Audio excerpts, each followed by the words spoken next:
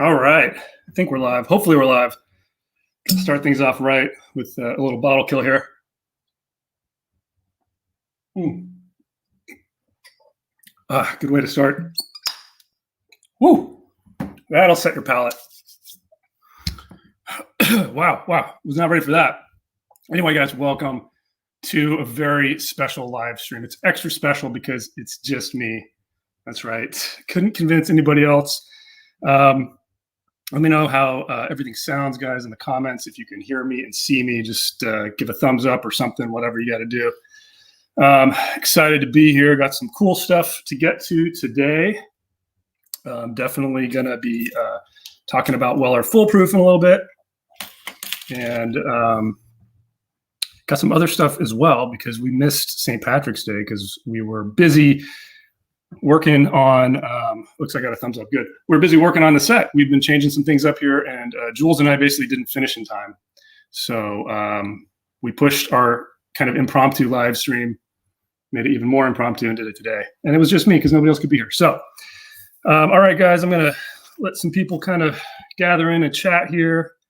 Hopefully everything is sounding good and looking okay because it's just me, and I don't trust myself with technology. It's usually a bad thing. Okay, looks like we're live. Okay, cool. Good. Just checking everything there. Okay, guys. So for those of you that might be watching the replay here, I'll give you guys a little bit of an introduction to what I'm going to be doing tonight. Basically, going to be going over the journey that I've gone through to try to get my hands on a bottle of Weller Foolproof.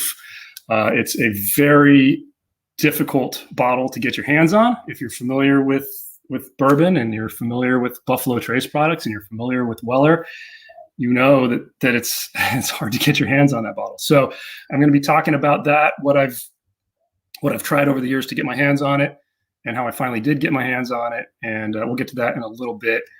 Before we get to that, though, I'm going to be cracking into a couple of Irish whiskeys, like I said, for a little bit of a belated happy St. Patrick's Day because we missed it.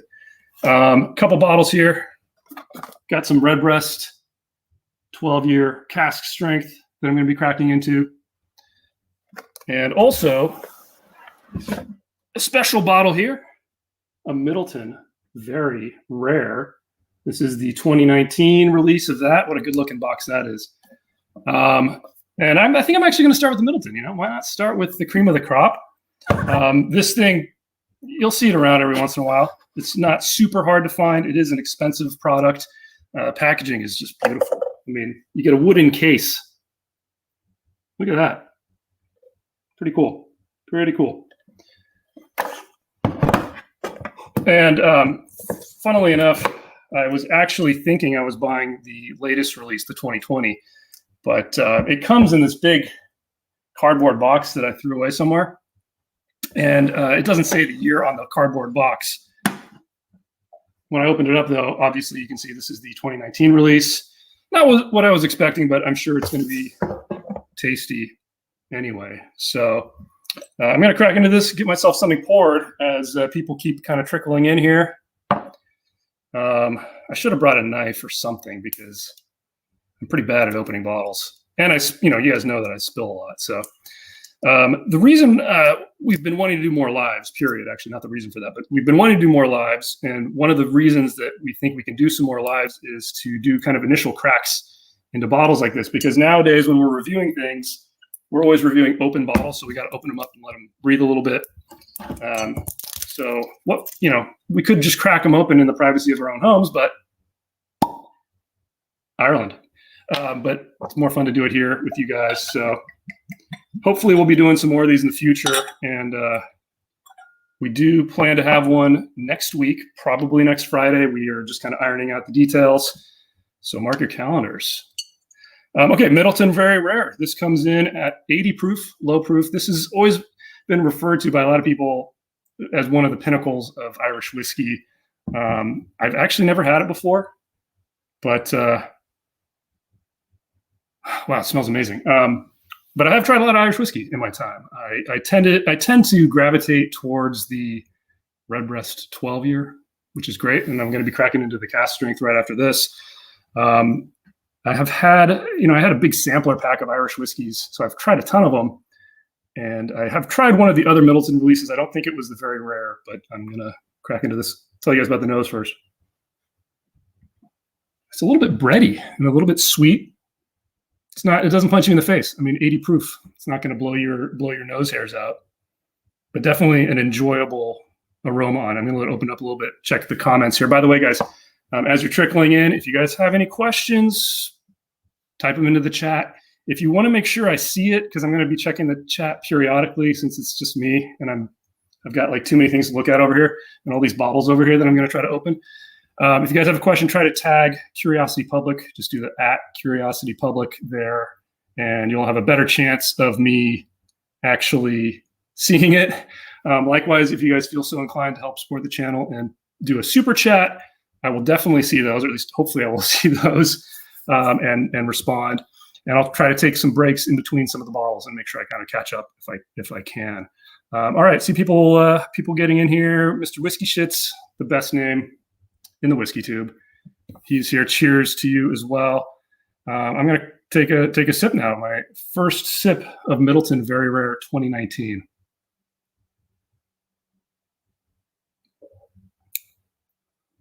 Wow. It's very mellow. A lot of Irish whiskey is very sweet. I get a lot of apple usually. There's a little bit of that here, but there's a lot of earthiness and kind of a grainy hit coming in as well. It's extremely enjoyable. And at 80 proof, it doesn't really knock you back, but at 80 proof, there's a ton of flavor for it being that low. So extremely enjoyable first sip. I'm a firm believer that it's really the second sip or third sip where I think it's the second and the fourth sip where you really start to get the flavors of a whiskey. No matter what you do, that first sip always helps you set your palate. Second sip's where you really start to get into the flavors. I notice periodically that the third sip sometimes is almost like a second reset, and I'll get more spice on the third sip, whereas the fourth sip is kind of like the second sip, and you kind of get all the amazing flavors. So, all right, more people trickling into chat. Anuj is here. The Bourbon Collect is here. And thank you for the super chat, guys. That's awesome. Thank you guys so much.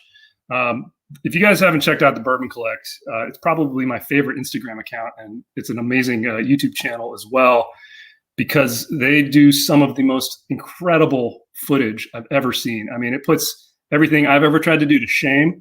And they actually are local here in San Diego as well. And they know how I got my bottle of Waller foolproof, because I think they got one the same way. We'll be getting to that in a second. All right, one more sip here of the Middleton Very Rare.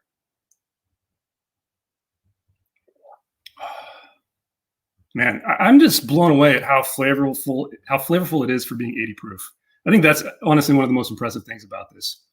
There's a lot of depth here. It does feel like it's going to open up over time. So I'm going to keep a little in the glass because I'm going to crack into the Redbreast and maybe do a little bit of a back and forth, even though the Redbreast is much higher proof. Mash and Drum is in the house. What's up, Jason? Thanks again for having me and Jules on a couple weeks ago with the live stream on your channel. That was awesome. If any of you guys on our channel haven't seen that, head over to Mash and Drum. I'm assuming you're all already subscribed there. If you're not, you need to seriously rethink your lives, because it's an amazing channel. Jason's an awesome guy.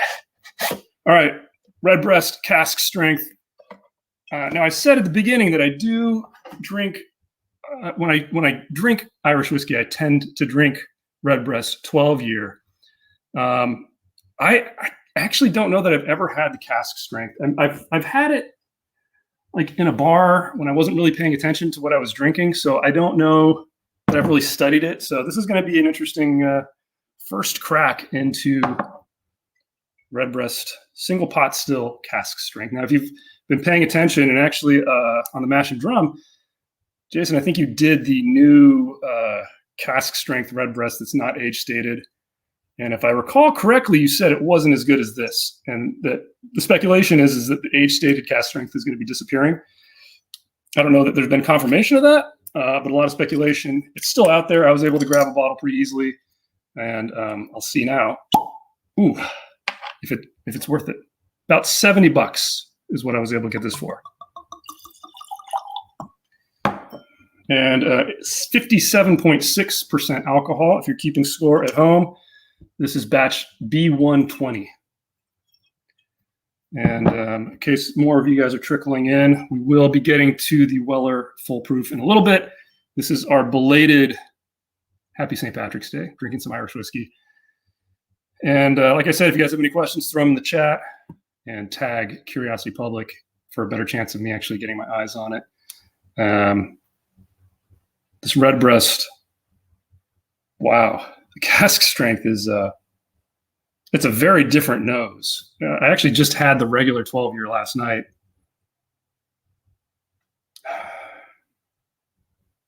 And this one's way more intense. It's more robust, definitely on the nose, less sweet on the nose, almost more, it almost reads more like a bourbon at this strength on the nose.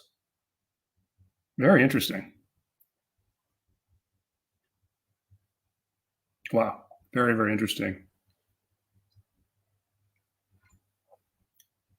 Wow, that is a flavor punch. It's like you take a very nice bourbon profile, cask strength, like 120 proof, 115 proof, and you add a layer of apple juice to it. It's that apple hit still comes through, but man, just so much more flavor on the cask strength. I'm gonna let it open up a second longer before I go in for my second sip and take a look at some of the comments here. Anuj says, I have the 12 cask, but haven't opened it yet. I buy more in a year than I can consume in a lifetime. I forget I can pop the comments up here. I got to remember to do that. Yes, I think that all of us on the show here, maybe except for Jules, buy more than we can consume in a lifetime. If you guys listen to our podcast, we talk about how Jules is a minimalist. And we have this theory that he only has like 10 to 15 bottles at a time. So I think he actually might have been the person that started that Reddit thread, but we still haven't done that. So I don't know, maybe we'll get to that. Yeah, that's definitely a problem. So we got a question here from ETA 101 Boxing member of Curiosity Private. And if you guys want to become members of Curiosity Private, there should be a link in the description. If not, you can go to our page and hit join. That's a fantastic way to support the channel, and you get to see some exclusive content as well. But to answer the question, we have not yet gotten our hands. Actually, no, I take that back. Dylan did get a bottle of it. He just hasn't shared it with us yet. So we might be getting to that one next week. We're going to be filming some more. But yeah, he did get it. He does like it a lot. I haven't been able to find it personally, so I've heard fantastic things. All right. Get another comment here from Yojimbo. Curiosity Public, is Jules becoming a master level mooch? That's pretty funny. Maybe. The problem is I feel like we pull Jules here as opposed to him coming here because he wants to be here. Maybe. I don't know. This is actually great because I can say whatever I want about the guys and they can't stop me and they can't defend themselves. So I got to do this more often. All right.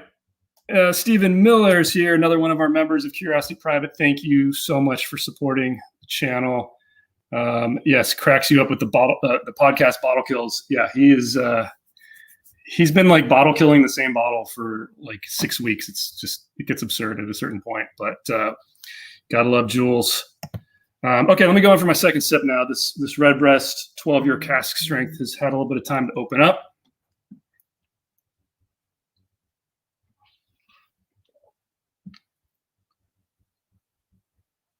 Wow.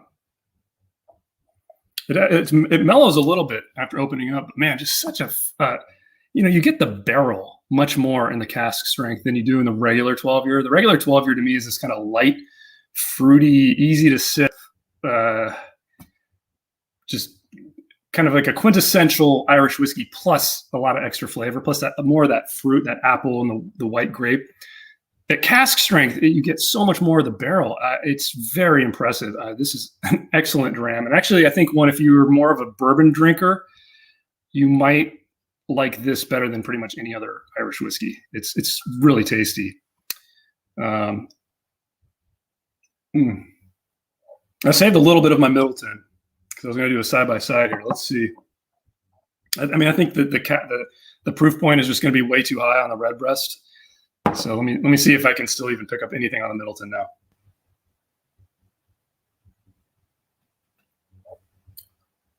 Actually, surprisingly, there's still a ton of flavor in that Middleton.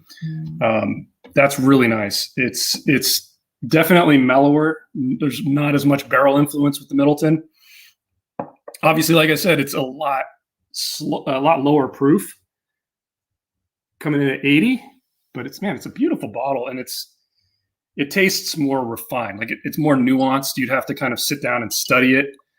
Whereas the Redbreast Cask Strength 12-year will just, it'll just punch you in the face. It is not hard to get the flavors on this. It's bold and right up there. Wow. I'm really enjoying that 12-year Cask Strength. Here's a good question. Another one from Anuj. What is my take on the new Redbreast Cask Strength versus the 12-year? I haven't actually got the new plain Cask Strength. Mash and Drum was in here a second ago, and I would recommend I'm pretty sure it was him who reviewed it. So check out his review of it, because from what I recall, he said that the age-stated version was much better. And actually, I've seen the pricing seems to be that the new non-age-stated is actually priced a lot higher than the age-stated one that is still on shelves. So if it is going to disappear and you're able to confirm that, if anybody's able to confirm that, this is one to stock up on, because it's really excellent. And who knows, they might be able to come out. Maybe they're low on stock or something. I don't know what the reason is for the change. I haven't studied it, but it would be a good one to stock up on if the indications really are that it's going to be disappearing. So let me get to a couple other comments here before we move on. All right. Michael Jonas, another one of our members of Curiosity Private. Thank you so much again. Your guys' back shelf has progressively been getting more cluttered over the past year. Yes.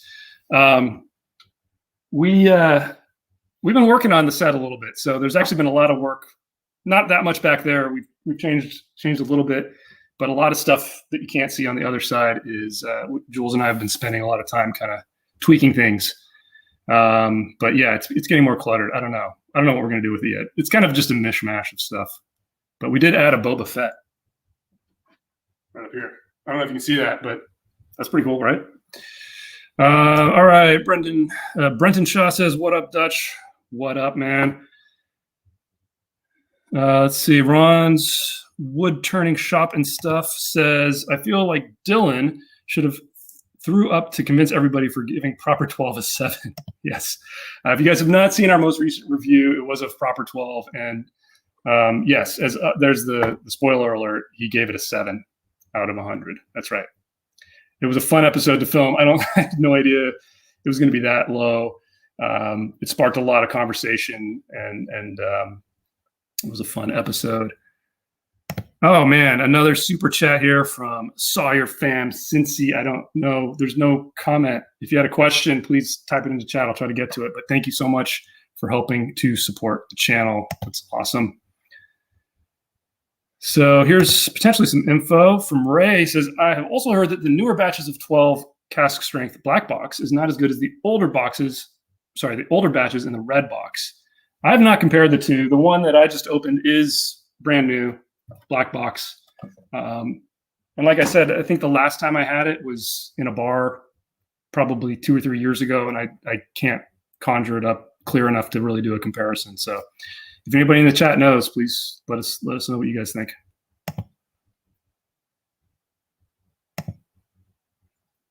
All right, guys, a little bit of a quick reset here because Anuj asked the question, whatever happened to the Weller barrel proof or the Weller full proof? We're going to be getting to that shortly.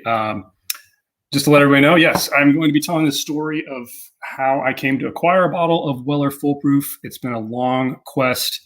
I wanted to start things off, though, by kind of drinking a couple of these Irish whiskeys that we needed to crack into the bottles for our kind of our late St. Patrick's Day celebration. I'm not even wearing green, I realized. I'm really bad at this, but, good to have a warm-up, too, before we get straight to the Weller. But, yeah, this is this Redbreast 12-year cask strength, guys. If you haven't ever tried this before, it's definitely a good one to try. We got a couple more members here popping in. I'm going to answer a couple more questions, and then we'll get moving here. Nick P, another member, thank you so much. If there is one reason to subscribe to Curiosity Private, it's the score review for Proper 12. That's right. So exclusive content for members is a breakdown video where we break down our score like in more detail. And yeah, it got, I mean, it was an intense one because we were so far apart. Jules and I were very close in our scores, and then Dylan was just kind of this outlier. So it made for a very interesting discussion and a great way to advertise for us, Nick. Thank you. Another member here, DMCKY, Prescription Bourbon. Cheers, Dutch. Great seeing you do this. Cheers, man. Thank you for doing what you do, and thank you for supporting the channel. It's absolutely fantastic. All right. So I still have some of this left. Should I compare it to the Weller Foolproof maybe and just let it sit for a little bit? I think I will. I'm going to leave it over here. Hopefully it won't open up too much. I do have something to cover it with. No, I don't. You know what I'm going to cover it with? Since I got a stack of them back here, are scoring cards. These are actually what we use to score all the stuff we review. You can see there. Look at that. Some scoop. All right, so I'm going to kill this Middleton real quick. That is really tasty, tasty stuff. All right, so where to start with Weller? This is going to be an interesting story. Now, actually, I should look at the comments before I get into this because I'm probably going to be talking for a while and not looking at the chat. So let me catch up real quick here. Where was I? So Anush says, I've maybe never seen SR Antique 107 here. No 12 or barrel proof. Yeah, I mean, it's the distribution with Buffalo Trace products is kind of all over the place. You get reports of different areas having tons of special reserve, like in Texas, and tons of 107 in like Ohio. Here in Southern California, we don't really see much of them, but you will see the special reserve pop up every once in a while and the 107 pop up. I mean, they all pop up, but they're gone really quick here. So it's hard to get your hands on them. Let's see what else we got here. Oh, here's a good question. Another one from Manoj. What happened to the butcher? I just saw, so if you guys follow him on Instagram, he's just started a new channel. You guys should go subscribe. It's Butcher Block Live. But don't quote me on that. Check out his Instagram, Ben Richards BB on Instagram, and he's got links to it there. Ernie, thank you for joining, and thank you for being a member. I think one of our first members, like within the first 5, maybe the first, I can't remember off the top of my head. But most Weller is allocated or lottery in Virginia. I think Virginia is a state control liquor, right? So that's always going to be a little bit tougher there. It will make its way into lotteries here in California as well. Chris Y says he's had a chance at the Weller Foolproof for $250. Yeah, I hopped online, and I'll talk a little bit more about this just before getting here. And the cheapest I could find it online to actually buy it and get it delivered to me, I think was like $390 or $350 or something like that. So it's kind of ridiculous. All right, here's a good question from Christopher. What is a fair price for the Weller Foolproof? I will get to that because I'm going to crack into my bottle and I'll kind of give you my gut reaction. In general, my rule of thumb tends to be I don't spend more than twice MSRP on a bottle at all, unless it's maybe like a little bit over that and we really want to get it on the show or something like that. So, you know, I don't think that it's worth $200 personally. I've tried other bottles of it in the past, and I wouldn't pay that much for it. But you know, other people have different ways of measuring that, so who knows? Okay, so I am now going to get into Weller. So, why did I want to do this episode? I don't know why we did it as a live. It could have been just a standalone episode, but it's more fun to do things live because you guys can pepper me with questions as I go, and I can kind of freeform, and I can't edit this, so you're going to get the raw truth here. I guess I don't know. Weller's very hard to find, and it's a bourbon that I've always enjoyed. I think all of us, most people in the bourbon community enjoy it.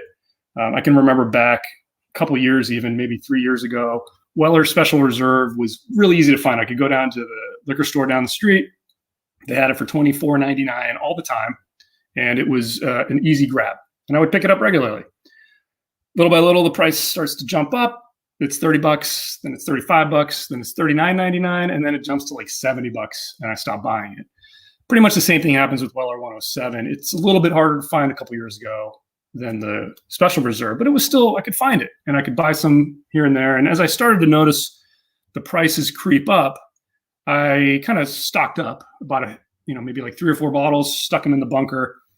And after that point in time, it became pretty much impossible to find it. I think since then I've been able to find a couple bottles. I think I was able to get maybe 1 here in Southern California, and I bought a couple when I was actually up in Canada. I happened to get to Toronto like on the day it got into the state-run liquor stores there, and I went to the store, and I was like, wow, there's tons of Weller 107 here. So I grabbed a couple bottles when I was there. But it's become increasingly hard to find. Weller 12, the same story, and maybe I think Weller Full Proof was released by Buffalo Trace a couple of years ago, and pretty much as soon as it was announced, we all were thinking, wow, that sounds really interesting. We all like Weller 107. Dylan always claims it's his daily, and he does have a big stockpile of them because he saw the writing on the wall, and he definitely stocked up when he had the chance. But Weller Full Proof and CYPB came out, and then the single barrel came out more recently. And those 3, I think, have become almost impossible to find. And I've been searching for the Weller Full Proof basically since it was announced 2 years ago. And I wanted to kind of explain to you guys what it is how I finally was able to get my hands on it. And now this isn't a guide for any of you to follow because your experience is going to be completely different. Maybe you can find it locally. Maybe you know somebody at a liquor store that'll let you know when it comes in and give it to you at a fair price. I'll tell you guys at the end. Actually, I'll tell you guys now. Maybe just the only take home. If you want one take home on how to do this, it's simply persistence.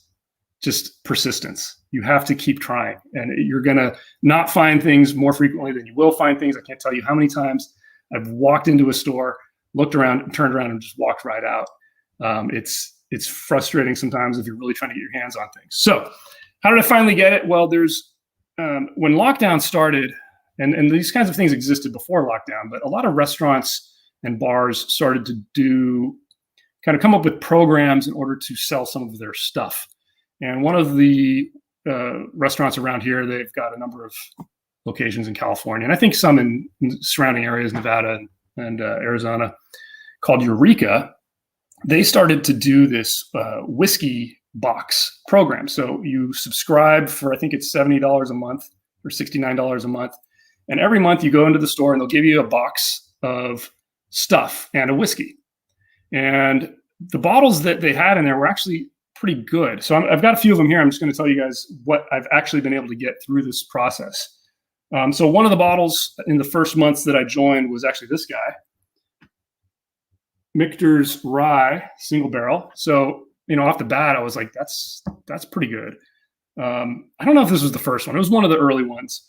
But some of the other ones that I've gotten through the Whiskey Box program, this guy came in one of those. Another bottle that for some people is very hard to find. It's actually not super hard to find on the West Coast, but pretty cool. This was a unique one I hadn't tried. Laws Rye. It was a barrel pick that they did. It's got their little barrel pick sticker. I wasn't the biggest fan of this one, but it's most of these boxes are designed around a cocktail. And in a cocktail, I think this stuff would actually be excellent. Another really cool one they did, another barrel pick, was a High West Double Rye. This one was in Amontillado casks. That's showing up. Hopefully, focus. Well, you're just going to have to trust me. And if you guys saw our drink through of High West bourbon, we are working on one with some of the finished ryes. It's a very interesting, I think I said the word interesting like a million times in that video. They are very interesting. And then I think most recently last month was this guy, which is a really tasty Elijah Craig barrel pick. So this is kind of just an assortment of some of the things that I've gotten in this whiskey box. There are other companies that do these kinds of things, whiskey like monthly deliveries and things like that. I have no idea how good they are. I can only tell you guys how this one has been. So this month, I actually got a sneak peek, and the Bourbon Collect that were in chat earlier, they got early access to this, and they did some awesome footage for Eureka highlighting this month's box, and actually I think the last month's too. And it's pretty cool. Let me grab it here. So the box comes like this. And this is actually the first month that it's had all this labeling on it. It's usually just a plain black box. So I think they stepped up the game for the Weller Foolproof. But it looks like that. And then you open it up. I'm totally going to drop this probably. I'm going to break my bottle of Weller Foolproof before I even open it. But there's all kinds of goodies in here. So I'm going to show you guys what's in here. So first, obviously, the bottle of Weller. We'll get to that in a second. But there's also this information card all about their pick. And then on the back, they've got the cocktail, which is a poor man's Pappy Old Fashioned. It's kind of cool, but I would never use Weller Foolproof in a cocktail. Sorry. And they've got all the stuff in here that you need to make the cocktail. They actually threw in an orange for the orange rind.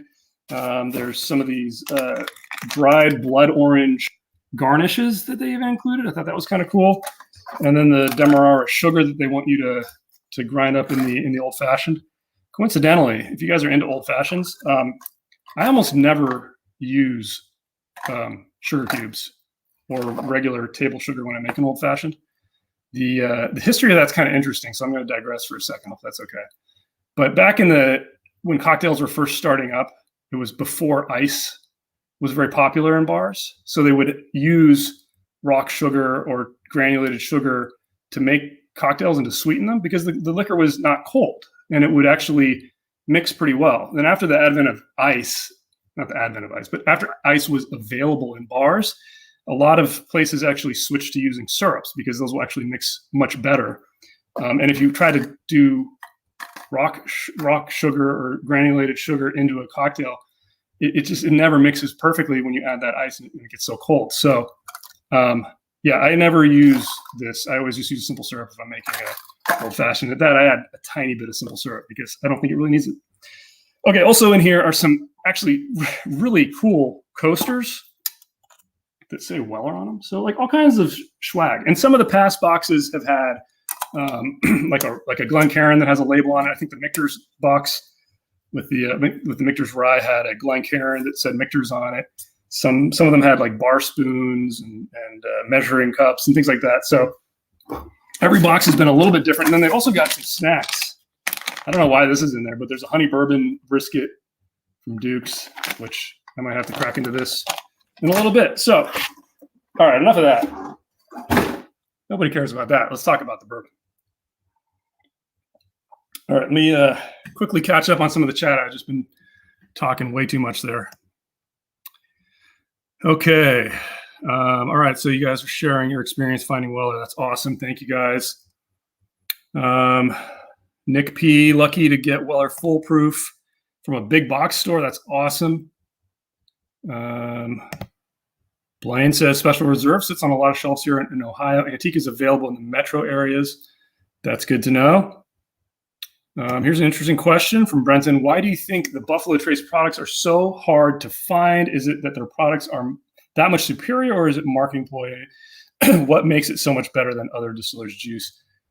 I tend to think it's more of a marketing ploy. I think it's most of their products are very good products. It's easy to kind of hate on them because it is hard to find, but everything I've had for the most part is it's either excellent or very good. I happen to be one of those weirdos that doesn't love E.H. Taylor. I like it, but I don't love it. I think Weller's really tasty, but it's extremely hard to find. And I don't know if it's a game that distributors play or if it's a game the distillery plays, but the mere fact that it sits on shelves in certain areas and you cannot find it in other areas, somebody's playing games somewhere along the line. All right. So let me see if there's some more good comments here. Trying to catch up here. Vortex 1988 says, every time I see the Weller Foolproof, it's 300 or more. Yeah, pretty much. Here's a good question from Stephen Miller. How many Weller 107 bottles are in Dylan's bunker? I think there's a picture on our Instagram from a couple years ago where he had lined, I don't know if he lined all of them up, but he lined a lot of them up. And you can maybe count there. There's a lot. I don't know, over 10 maybe. I don't know. But he does drink them, so I'm sure it's reduced.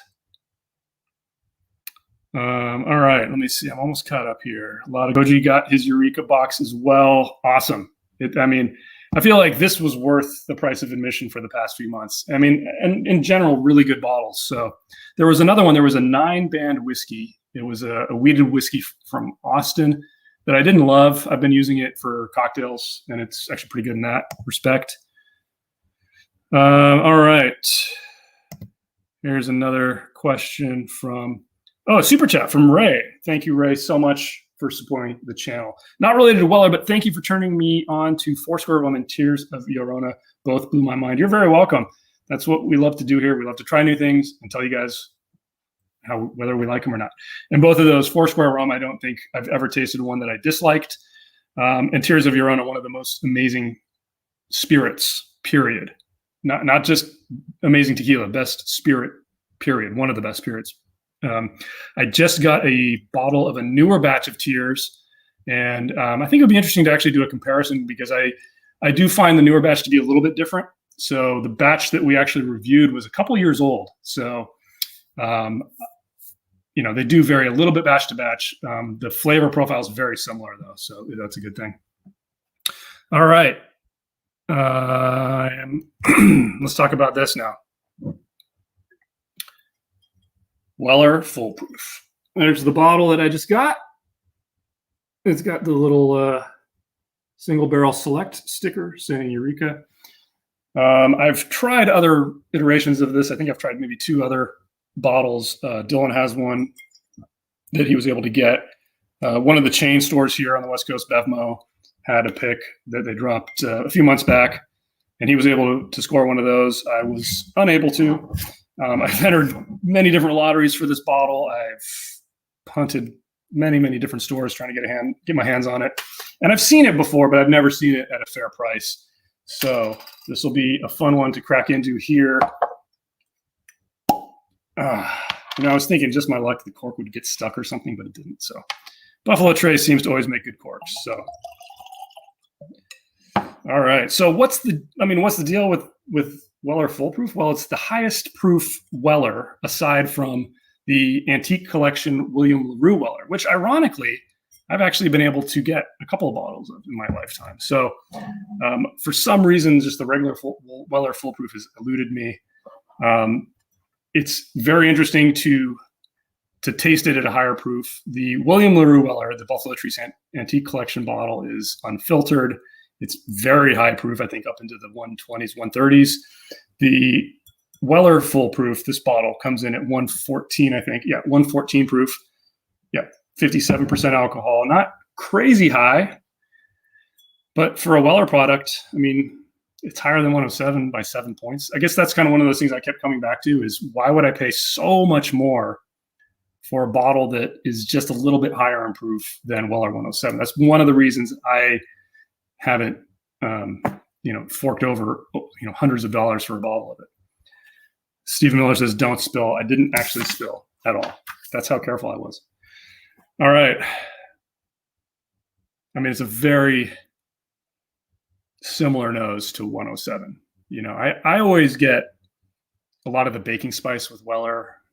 Same thing with the Pappies, with any of the Pappies, really. The thing that always kind of sets the higher proof wheated mash bill from Buffalo Trace apart is that getting that cinnamon. And you can get it in some of the cask strength maker stuff too. I think the RC6, for instance, has, I think, a very similar flavor profile to a lot of the higher proof Weller stuff. And I would have a hard time picking any of the Buffalo Trace wheated mash bill stuff over the RC6 in a blind, I think.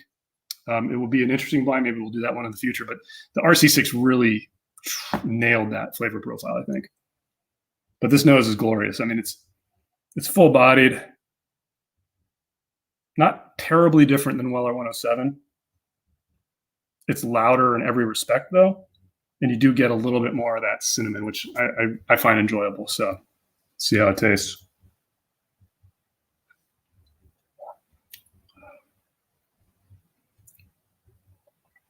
Wow, really good. So like I said earlier, if you guys are watching, I don't ever really trust my first sip. I firmly believe that it's the sip that sets your palate. So let me try for real now.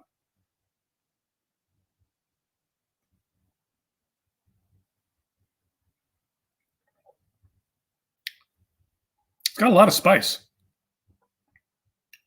There's a good amount of sweetness. There's a good pepper hit on this one. I've had, I think one of the other bottles I tried was a little bit more subdued. This one's got a lot of punch to it. Very enjoyable. Very enjoyable. I'm going to give it one more taste here. Wow, the nose is opening up. It's getting gentler, more gentle, gentler, more gentle. I don't know. Really nice.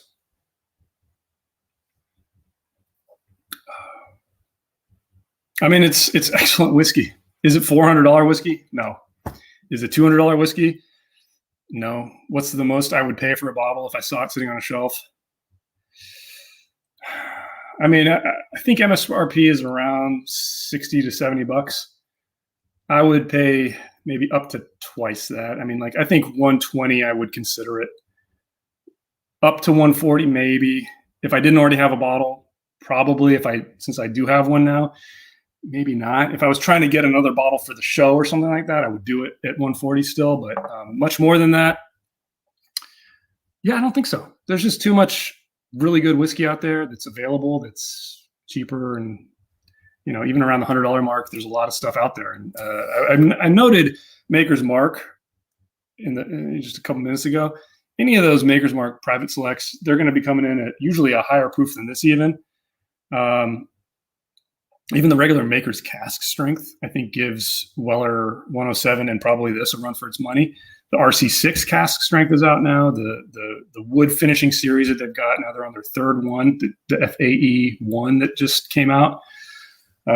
So very tasty, but again, the pricing is just kind of out of control. So let me take a quick look at the comments here. Just to let you guys know, again, I'll do a quick little reset here. This was kind of taking you guys through my journey of getting my hands on a bottle of Weller Full Proof, what it's taken 2 years of searching and finally getting it through a whiskey subscription through a restaurant bar that was basically selling some of its product. And like, you sign up every month, you get a box of stuff. Every month it was a different whiskey.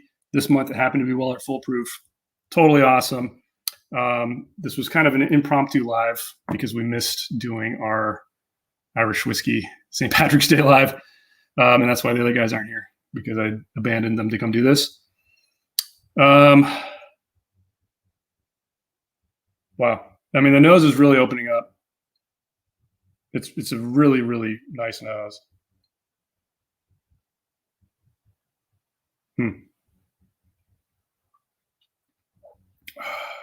Yeah.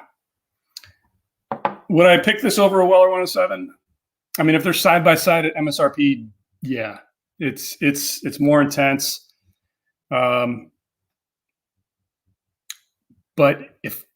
knowing what I know now about it, and I've had it a few times, I think I stick with what I said about my price range. Maybe up to 140, 150, but I don't think I'd spend much more than that. Here's a good comment from Jared, kind of in the same ballpark I am. You'd pay up to 150 for the regular, in other words, a non-pick, one without one of the labels there, and you'd pay up to 200 for a store pick. Ironically, I've seen more picks than I have regular blended versions of it. So I'm actually curious to try the blended version. We've done that in the past here where we've compared barrel picks to standard version products. We did that with Weller 107. We actually had a Eureka 107 pick in there. So Coach has got a good question here. How does it compare to Smokewagon Uncut Unfiltered? Very different.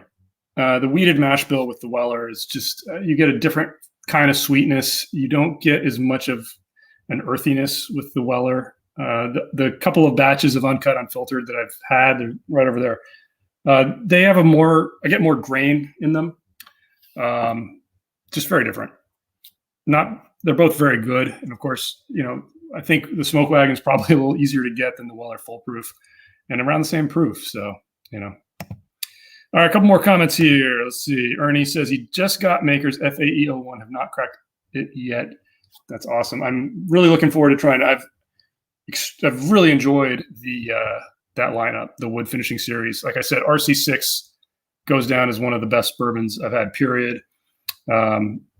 I think the one they released last year was excellent as well, the vanilla hit one. It's like a SE4 PR5 or something. I'm probably mixing up the letters and numbers there.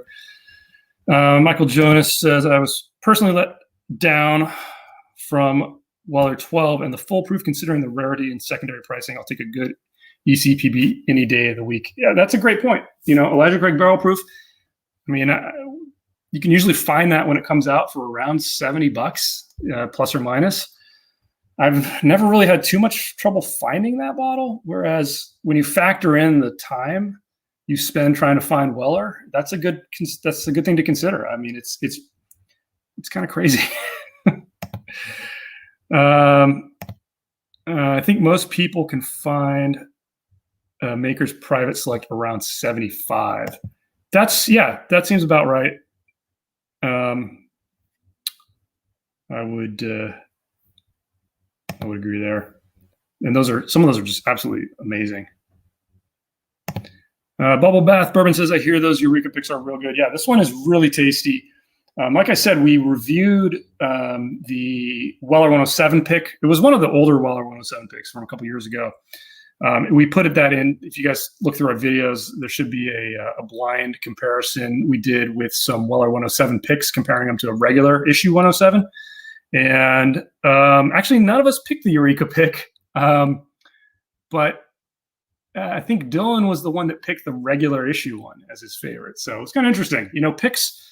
Picks are picks. They're going to be different. They're not always going to be great. Some of them are amazing and transcendent. Some of them aren't better than the regular issue product. And, we definitely found that out when we did the 107 comparison there.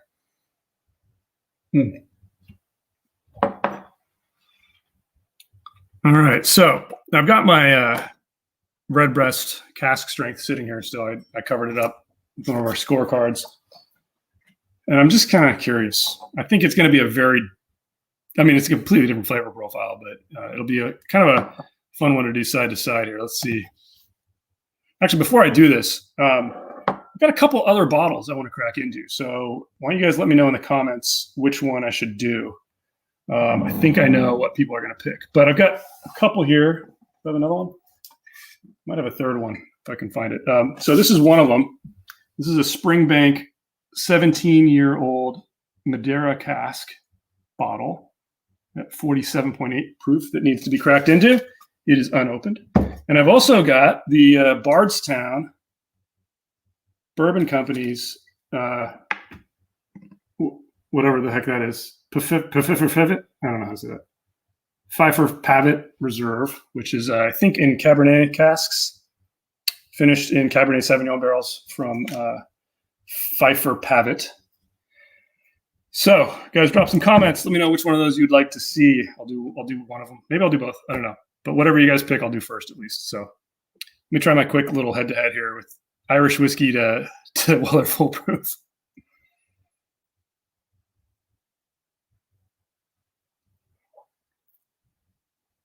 Wow, the cask strength Redbreast, this guy, which is in this hand, it really stands up to it. And I think as it's opened up, the apple, I always get so much apple with Irish whiskey. The apple really, really comes through now much more, but there's still that robust flavor, the barrel influence coming through. I mean, it's just it's extremely tasty. It's a very different flavor profile. It's despite how robust it is, and I get some spice, it has a brighter fruit profile to it. I've never done this before. I've never compared a bourbon to an Irish whiskey side by side. This is interesting. I don't know why I've never done that before. So back to the Weller. Wow, it's way less peppery now after having the Redbreast. I'll go back the other way too, but it really changes the flavor profile. Wow, I need to cleanse my palate. That's really interesting. This is an interesting experiment because one of the reasons we don't score things in comparison to each other is because things taste different when you compare them to other things. Your taste buds get hit with certain flavors from this glass. And when you drink the next glass, the experience you had right before it, no matter how hard you try to cleanse your palate, it's gonna affect that second taste. So, I mean, that's one of the reasons why I think blind head-to-heads are a lot of fun, but I'm not always convinced that they provide you with the answer you need to have. If you had them both in a vacuum and were able to like imprint that memory and then compare those, then you would really be able to know. But yeah, side to sides, I think they're extremely fun, but I'm not always convinced of the actual value. Yeah, so the Weller Foolproof, the pepper comes back a little bit after I had a little water in between. I'm gonna have a little more water and then go back to the Irish.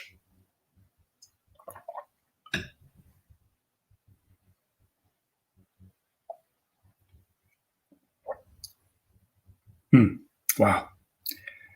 The Redbreast is definitely sweeter. So if you like sweet drams, the Redbreast is where you're at. They both have a lot of good barrel influence. There's more darker sugar with the Weller. The Redbreast has a lot lighter sugar flavor and more of that light fruit. When I say light fruit, I usually mean like apple juice, light, like white grape juice. The sugar flavors in the Weller are darker sugars, like a Demerara sugar, and the fruits are the stone fruit types. They're a little bit, and a little bit, you know, I hate to use Dylan's stewed fruit, but it's more of a stewed fruit. Very different drams. But surprisingly, they go really well side by side. So if you've never done this, I highly recommend it. Really fun little comparison there. All right, let me check the chat. Let me see what I'm going to be drinking next. I got to scroll up here, guys. Bear with me. All right. So, all right, Michael Jonas has a vote for Bart. Should I take a tally? I'll try to take a tally. Okay. So I got Bardstown and Springbank. So there's one for Bardstown. There's one for Bardstown. Sorry, another one for Bardstown, another one for Bardstown, another one's for Bardstown. So that's 4 for Bardstown. Stephen Miller says the Springbank. Ernie says the Springbank. Marvin says the one finished in Cabernet, which would be the Phifer Pavitt. Oh, welcome, Marvin. You said you were going to try to join. Good. I think somebody said they were going to join. And Bubble Bath Bourbon says Phifer Pavitt as well. I think that's going to be the winner. So this is actually a little piece of interesting info here from Bubble Bath Bourbon.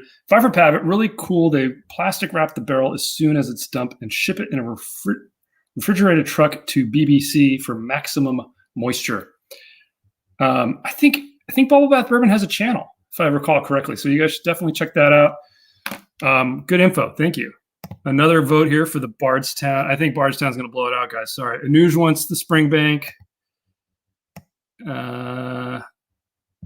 Let's see. Wigmaster says the Springbank. Oh, well, maybe Springbank's going to make a comeback here. Nick P says Springbank. Cornholio says the Spring. Okay, Springbank's making a comeback, guys. Vortex says the Springbank. Okay, so we're tied now. Nick P says nothing. I mean, he says something, but it's not a vote. Sorry, I'm just getting the votes here, guys. Okay. And another vote there for Bardstown. So Bardstown has a slight edge. Maybe I'll just do them both. Keep everybody happy. So let me see. There was a good comment here I wanted to bring back up. Obviously drink both. Yes, I should have known that. Oh, yeah, here it is. So TMC Prescription Bourbon says, Dylan eating chopsticks. Dylan eating chicken wings with chopsticks was classic. Yeah, one of the funniest things. And the funniest thing about it, I don't know if this was in the bit at the end, the outtakes, or if it actually happened during the episode. But he kept saying, he's like, oh, yeah, this is easy. And he kept dropping stuff. It was just, man, it was hilarious. Yeah, we those food pairing episodes are kind of fun. We did do the one with the Glenmorangie cake where we ate pineapple cake with Glenmorangie cake, a tail of cake, which was their finished scotch that was kind of designed to be eaten with dessert. Very interesting pairing. Food pairings are kind of a whole nother realm of fun when it comes to whiskey and other spirits in general. I had the chance to actually chat. We spoke about Tears of Urona earlier. I had a chance to chat with Herman about tequila and pairings of tequila. And he likes it. I think I said this in the episode too. He likes it with ceviche. And I think he said like barbecue or duck. It was duck. Duck and ceviche. And I was kind of like, wow, I never would have thought to do that. But all right. So let's get cracking on these other. Okay. Dylan's in the house. He says release that chocolate cake episode and the ice episode. No, I shouldn't have highlighted that. Why did I do that? God, really? Yeah, there is an infamous chocolate cake episode that it may only be for members. I don't know yet. Basically, I need to just buckle down and edit stuff. And the infamous ice episode is, I think it's only going to be funny to Dylan and Jules because they like to laugh at me. Maybe you guys do too, but the ice episode's kind of funny too. It was an absolute failure. So we'll see. Maybe that's what's going to happen in 2021. But what's definitely going to happen today, right now, is some Phifer Pavitt. I don't know why I can't say this right.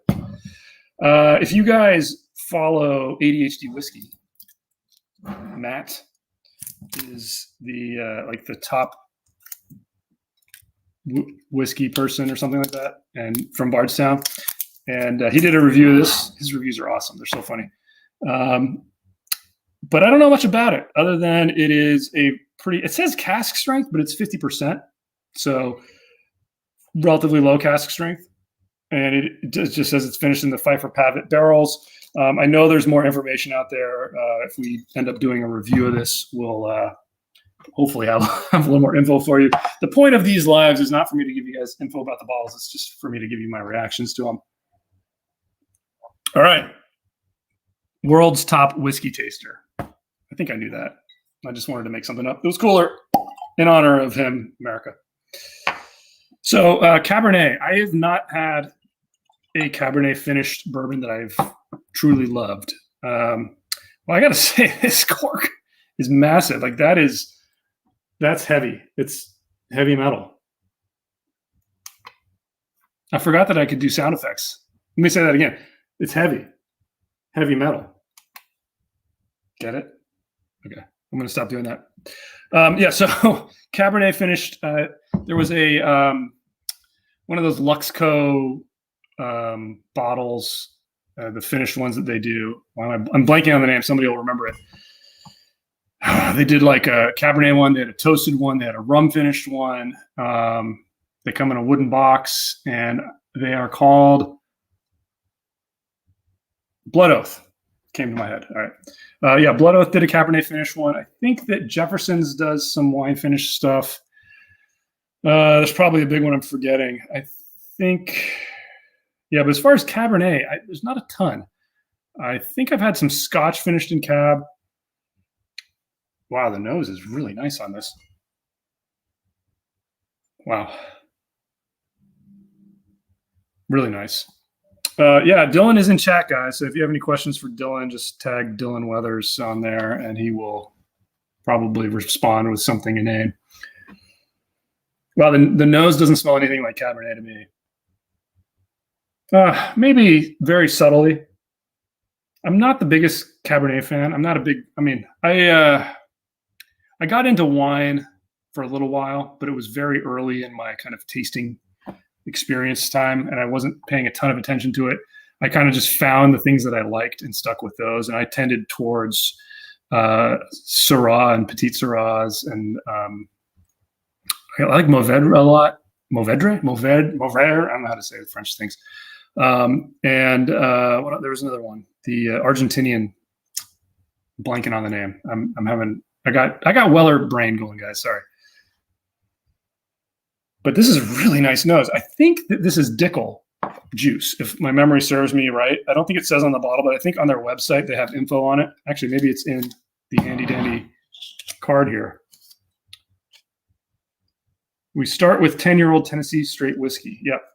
And then it's finished for 18 months in the Cabernet barrel. So It is Dickel. I tell you what, they managed to figure out a way to get rid of Dickel nose. This does not smell like Dickel. It smells really good. I'd argue a better nose than the Weller Full Proof. Different. It's richer. It's got a lot of the dark sugars in it. There's the faintest grape, but it's like a very like a reduced red wine nose, almost like if you boiled red wine for like 3 hours and got it into a syrupy consistency. I imagine that's kind of, there's like a slight layer of that. Wow, very interesting. I'm usually not a big fan of Dickel, but this smells really good. Let's see how it tastes. I pour myself a lot.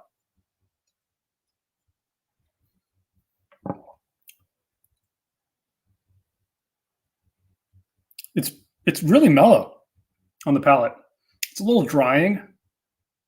It's actually kind of quite drying. Might have just been my first sip.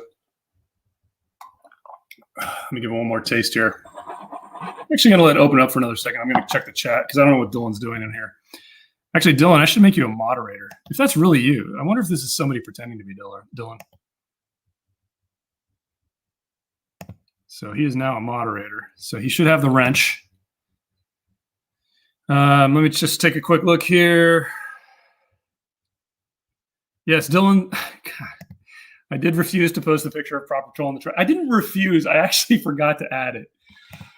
But yeah, Dylan took a picture of it in the trash can. Here's another one. Will Sir Dylan make an appearance? Yeah, Sir Dylan. Now, it's an important distinction that Dylan, Sir Dylan, and Mr. Dylan are all distinctly different people. So I'm not sure that Dylan can actually answer that question. All right, people are praising Dylan for his Proper 12 review. Guys, come on, stop talking about Dylan. He's not here. It's not really him.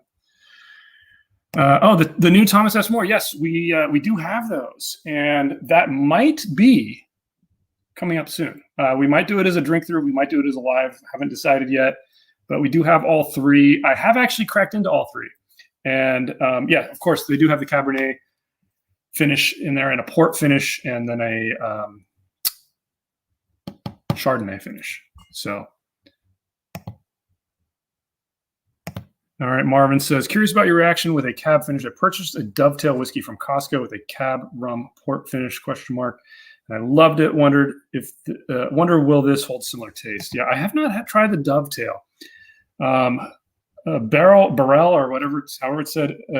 They put out a ton of different stuff, and I feel like with their releases, I got a little burnt out because I think I got a bunch of them early on, and they're all different.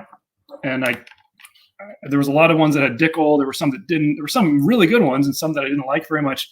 And I kind of stopped following what they were doing because it was almost overwhelming. So I would like to try the Dovetail. So we'll keep that in mind. We've added it to our list of requests. It's a long list, and we will add everything to our list, guys, but it may be like 6 months. It may be longer before we actually get to it. By the time we find the bottles and actually eventually film it and then eventually get it edited and released, it can be a while. And apologies, guys. We do it as fast as we can, which is like a snail's pace. All right, Steve. Yeah, it does not smell like Dickel. Yes, it does not. Yeah, Ernie, the pours get heavier as the night goes on. That's true. I did pour quite a bit of this. I've already taken a couple sips. And if I'm going to do the Springbank as well, I got to be careful. Or do I? I don't need to, right? It's Friday night. Come on. All right, I should check our stream info here. If you guys are in chat and you have not already clicked the thumbs up, please do that. I always forget to remind people to do that. That helps the channel out a lot.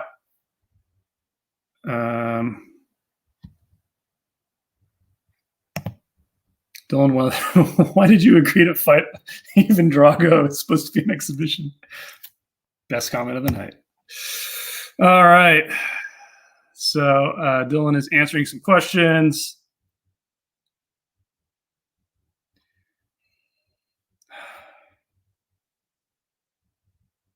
See if you can find a blue spot. Yeah, blue spot. We're trying to get our hands on all the spots. It's just been hard. I don't know. The blue spot has hit the West Coast. If anybody on the West Coast has seen it, please let us know. We haven't been able to find it anywhere, but we are definitely looking. All right, so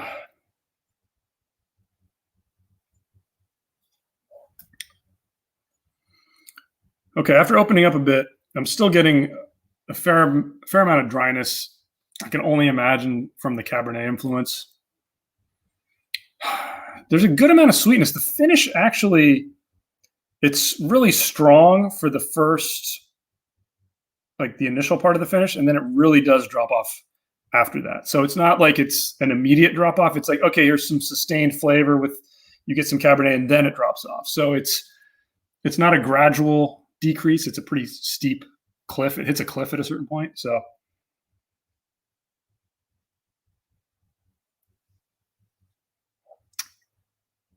I don't know how I like this. It's a little bit too drying for me on the palate to really enjoy this. I will say that maybe it's a good way to modify it. It's horrible. It's a good way to modify some Dickel juice because I don't tend to like the Dickel flavor profile. But it's not bad. Is it $100? Would I spend $100 on this bottle? Me personally, no, I wouldn't. It doesn't strike me with that big bold flavor, and just it is unique, but I don't actually enjoy the flavors that much. So for me personally, no. If you're really into Cabernet and you're also really into whiskey, this might be the thing for you. Just doesn't hit my palate the right way to really enjoy it. So yeah, I wouldn't spend MSRP on that. I'd like to find it on sale. Okay, guys, we'll take another look at the chat. I got to rinse my glass out here a little bit because I brought a few glasses, but I obviously didn't bring enough because I didn't know that you guys would make me drink both of the extra bottles I brought over here. Take a quick look at chat before we crack into the next bottle. All right, Dylan's answering most of the questions. I'll just let him do that. Okay, I don't want to highlight any of Dylan's comments because I don't know that that's actually him. A lot of talk about the spot lineup, and yeah, we've been trying to get our hands on all of them. We got a couple of them. We want to get more. No, look at that. Dylan is answering a lot of these good questions. Great. So I don't need to do anything. This is awesome. Cool. All right. Whatever Dylan says goes, except if it pertains to me. Green spot is, oh, I didn't mean to highlight that. It's Dylan is apple. Yes. I just had green spot last night also, or 2 nights ago, whenever I was having it on St. Patty's Day. I mean, I feel that way about a lot of Irish whiskey with that apple bomb. But I will say that Red Best, cask strength, not as much of an apple bomb. There's a lot more barrel influence on it. And the Middleton, kind of the same way. There was a layer of apple there, but there were so many other flavors in there with it. Very, very intriguing pour. So let's get to this bad boy. I have been prepping for a Springbank drink through. And it's been a slow process because these bottles are pretty hard to find. We've been hoping to get a good lineup of them before we pull the trigger and film it, but we may just do it with what we got. This one I came across, I think, online somewhere. This is one of their finished ones, and they've got a 15-year that's finished in rum casks, I know, and they've got a couple of other random offerings outside of the core lineup, which I think their core is their the 10-year, the 15-year, the 18-year, and the 21-year, I think. Don't quote me on that. And then they've got the 12-year cask strength and like I said, the other finished ones. So this is the Madeira cask finish, 17-year-old, 47.8% alcohol. So actually a pretty good proof point considering, I'm always surprised anytime a Scotch is above like 45%. And this is closer to 48. So this was distilled November 2002, bottled October 2020, 9,200 bottles. Wow. Yeah, I'm excited to crack into this. I do enjoy the Springbank stuff. I do think it's quite expensive whiskey. It is, one of those independent bottlers, and it's nice to see that it's not, some giant multi-distillery corporation. Scotland. I don't know what to expect from this. Madeira finished Springbank.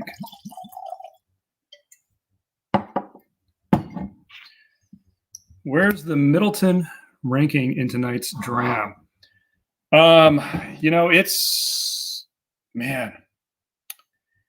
It's really hard to compare cask strengths to non-cask strengths. I mean, the Middleton is 80 proof, and everything else I've had, the Redbreast was like, almost 120. The Weller was 114 proof. The Bardstown was 100 proof. Everything else has been so much higher. There's something to be said for subtle flavors, and I've had amazing drams that are 80 proof. It doesn't mean that they're worse. Sometimes you just have to focus a little bit more on them. And I feel like it needs to open up a little bit more, honestly. I feel like in a couple of weeks that bottle will taste a lot better. So if we get around to reviewing it in a couple of weeks, it could do pretty well. I mean, there's a lot of flavors there. It's way more subtle than all the other things I've had tonight. So it's hard to rank it. Apples and oranges, as Dylan would say. Oh, wow. Getting some peat. All right, here's a good comment. I can find Springbank 10, 13 green, 15, 18, and 21 pretty easily in my area. I'm even able to find some of the limited edition local barley too. You can't find 12 anywhere. Yeah, I've been able to get the 12, the cask strength. The green, I haven't. I know a couple places that have the 18. I just haven't pulled the trigger on it yet. I'm going to do that. If we do end up doing the drink through, I will get that one for sure. The 21 is just expensive. I mean, I can find that one, but I mean, when you get into like the $400, $500 price point, it's becomes a little bit more of an analysis whether or not we want to spend the cash on it. So, but Springbank in general, I do enjoy quite a bit. The 15 is delicious. The cask strength 12-year is really, really tasty as well.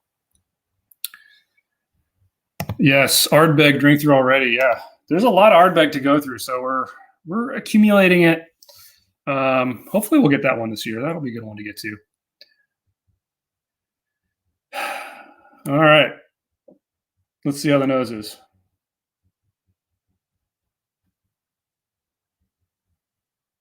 Fair amount of peat. I don't know that I can pick up the finish, the Madeira, at all.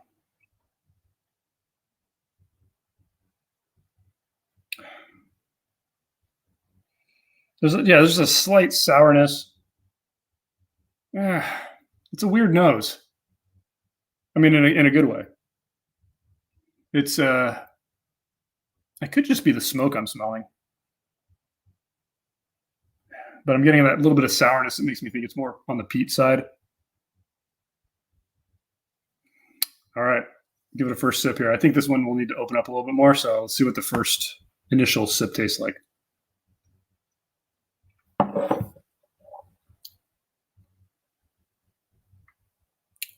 Wow. That's a flavor bomb. That's really nice. Wow, the smoke hits on the finish almost exclusively.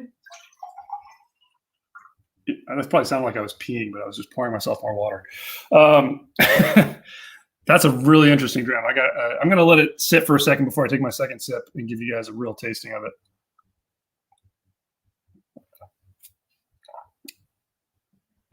Here's Dylan dropping some knowledge. Why he says oranges. He says it the way Kobe did. Rest in peace.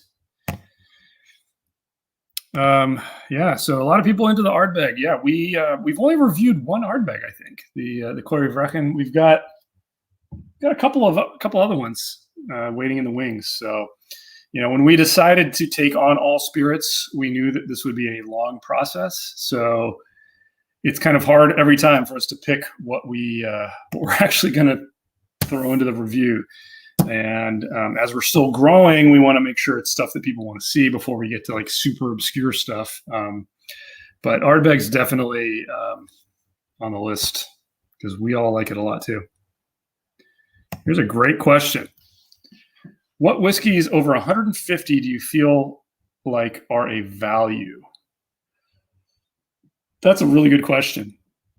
I would say the easiest way to quantify it would be things that have a substantial age statement.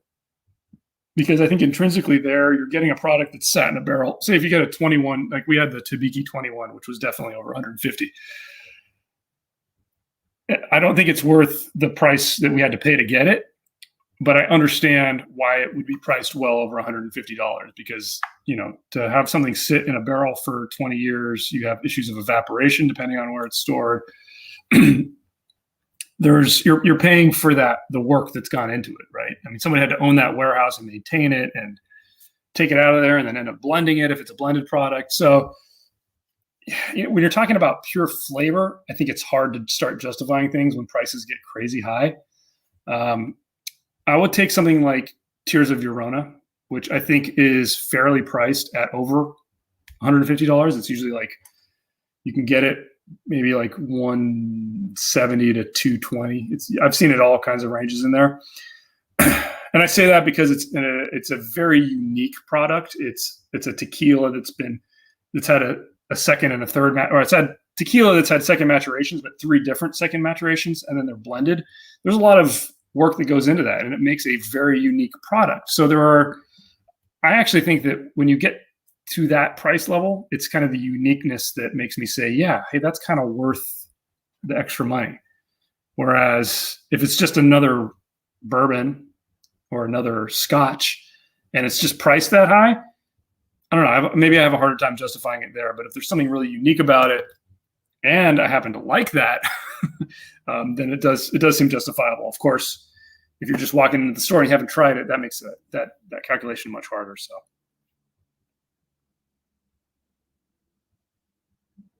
All right, the nose hasn't really changed much. A lot of smoke. I mean, not overwhelming smoke. A nice amount of smoke. And of course, I don't have the best nose, so take that with a grain of salt. I'm sure Dylan would be pulling out candy apple and oranges and stewed something. Yeah, there's maybe a slight bit of that that grape in here,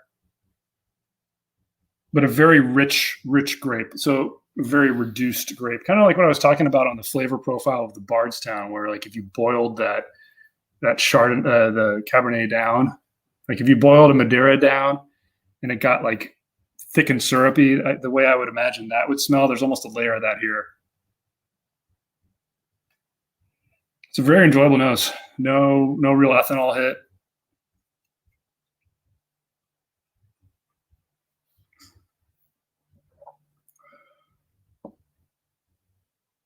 It's very easy to drink. The finish is expanded a little bit. It's still lingering. Wow.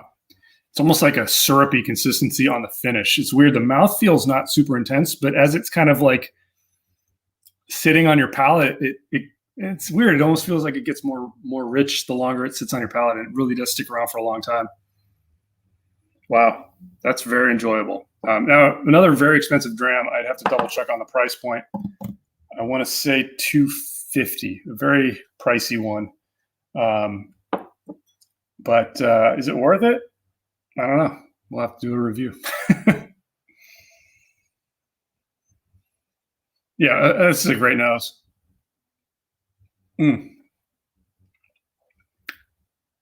Wow. Interestingly, I mean, it's not dry on the palate. There's a good amount of sweetness mixed in with that smoke too. It's very, very nice. So definitely enjoy that quite a bit. All right, guys. So we've been at this for almost an hour and a half. I think I got a little more time in me. Maybe one more pour. So let me see. Did I bring anything else with me here? I did not, but we've got a lot of stuff here on set. So it's time for requests. If somebody requests something and it sounds interesting and we have it here, I will crack it open and give you guys some tasting notes. So, all right, I will take a look at the chat. But you guys start bringing those comments in. Keep in mind, we do this, we run our lives through StreamYard. So the comments get to me maybe like a little bit after you guys post them. So sorry if it's late. So yeah, throw out some suggestions. Long Row Red, do not have that. Tears Up. Oh, I could do Tears. I think we have Tears. I wish I had the new bottle over here, and I could do the head-to-head. George T. Stagg behind you. That's Dylan's bottle, and he would kill me if I drank that. Plus, we already reviewed that. We don't have the Ugadal. I don't know how to pronounce it, but we don't have that one here. I'm liking the Tears. I'm liking changing it up and going with some tequila because I like any excuse to drink Tears of Llorona. That's the winning vote so far, but keep them coming, guys. I got some more in my glass, so we got some time. And I think Dylan might have abandoned us. That's okay. I'm looking at the comments now. Oh, Ernie, interesting comment there because you were able to get this and because you're a member, I'll let you guys know. I'll let you know. Let everybody know.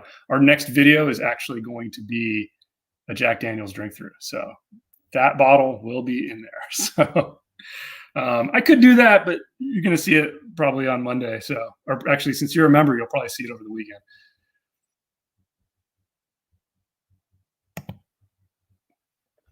E.H. Taylor Barrel Proof. You must know that that's not my favorite, but we do have that here. So that's a contender.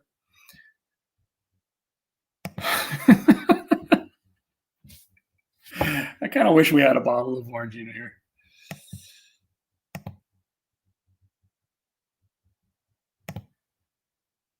All right, Roscoe's moving on to A121. I just got the A212 Elijah Craig the other day.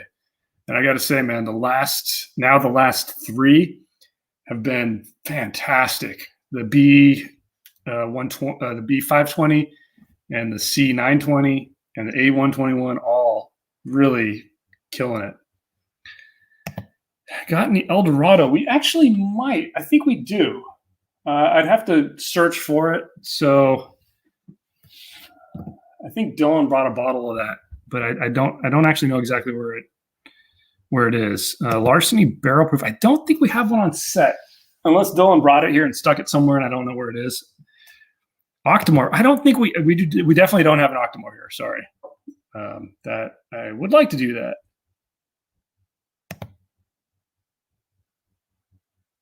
All right. Oh wow. Now they're coming fast and furious.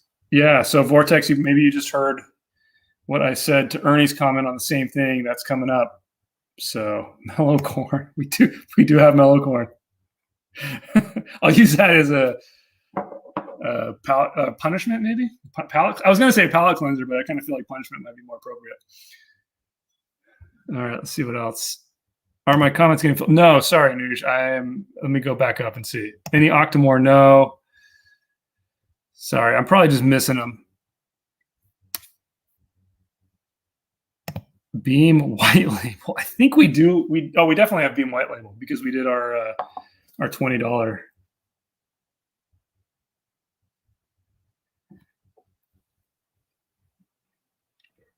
And if you guys haven't voted already in our for our part 2 of our $20 show, make sure you do that. It's on the community tab.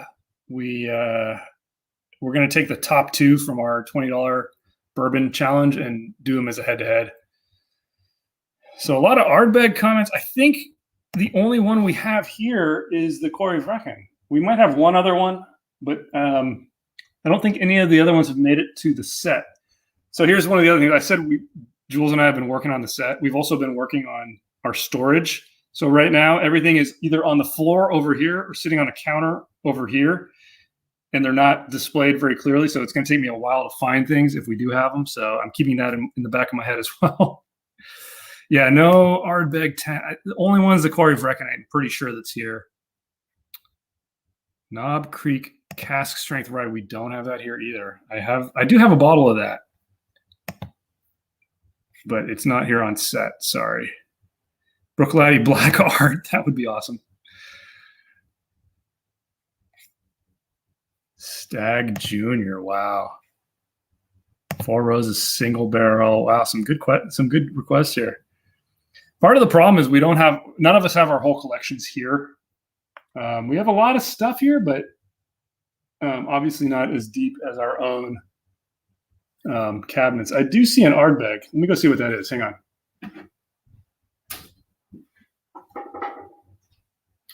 Yeah, it's the one we already reviewed, which is the this one. So I could do that, but we've already reviewed it. So New Riffs. I do have a bottle of New Riff, but it's not here. I got one of the first bottles. Well, when they first released it, I got the one of the bottles of the of that. I absolutely didn't love it. I'd be curious to revisit that because I know a lot of people love it. A lot of Lefroy. Gosh, I don't think we have any Lefroy. There's a lot of Highland Park here. There's Old Particular over there. There's some Glenfiddich, a lot of Glenmorangie. There's some E.H. Taylor. There's some Old Forester. There's a Rebel Yell over there. There's a Pikesville. So if any of these sound good, there's a lot of tequila. Those are all the stuff from our Fortaleza drink through. And then over there, I can't really see everything. But there's a bunch of stuff. There's like Glenfarclas and yeah, I can't really see over there. James T. Kirk. Heck no, man. Not drinking that one. Pikesville. Yeah, so Pikesville's definitely here. Woodinville. Yeah, no Octomore, no Lefroy over here. Yeah, Rebel Yell 10-year. Yeah.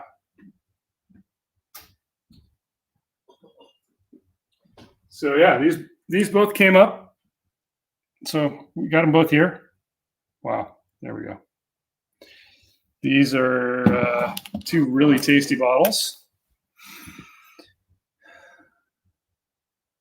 Just killed off Rebel Yell 100. Yeah, I've heard great things about the 100. I have not seen it out here. I keep an eye out for it every time I'm going around, but I really haven't seen it on the West Coast.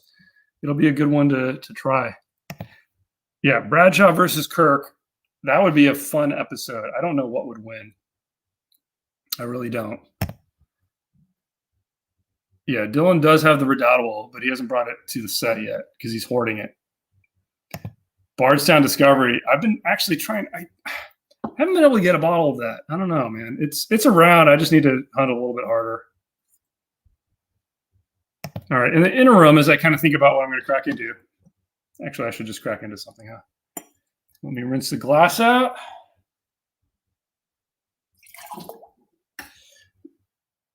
As I was rinsing my glass out, I actually spilled most of the water on the floor, you should know. All right.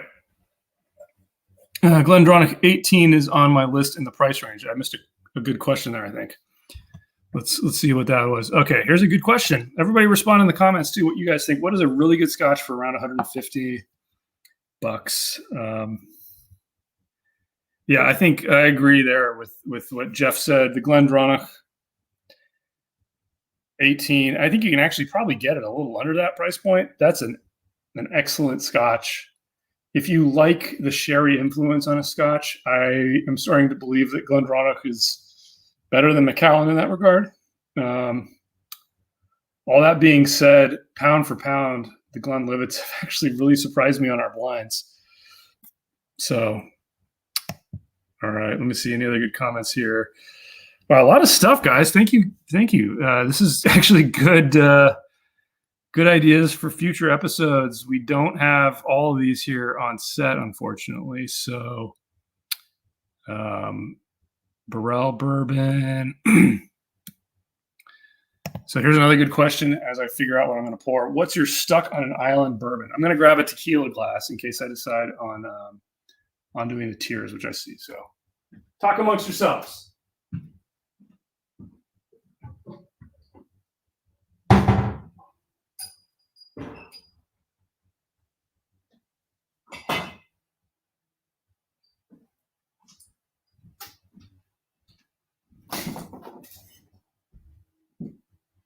All right, so I did get a tequila glass. I didn't find the tiers. I know it's here somewhere, but I grabbed a. Let me see if I can find it. This is great live stream, huh? Not even there. It's got such a distinctive bottle. I can't believe I can't pick it out.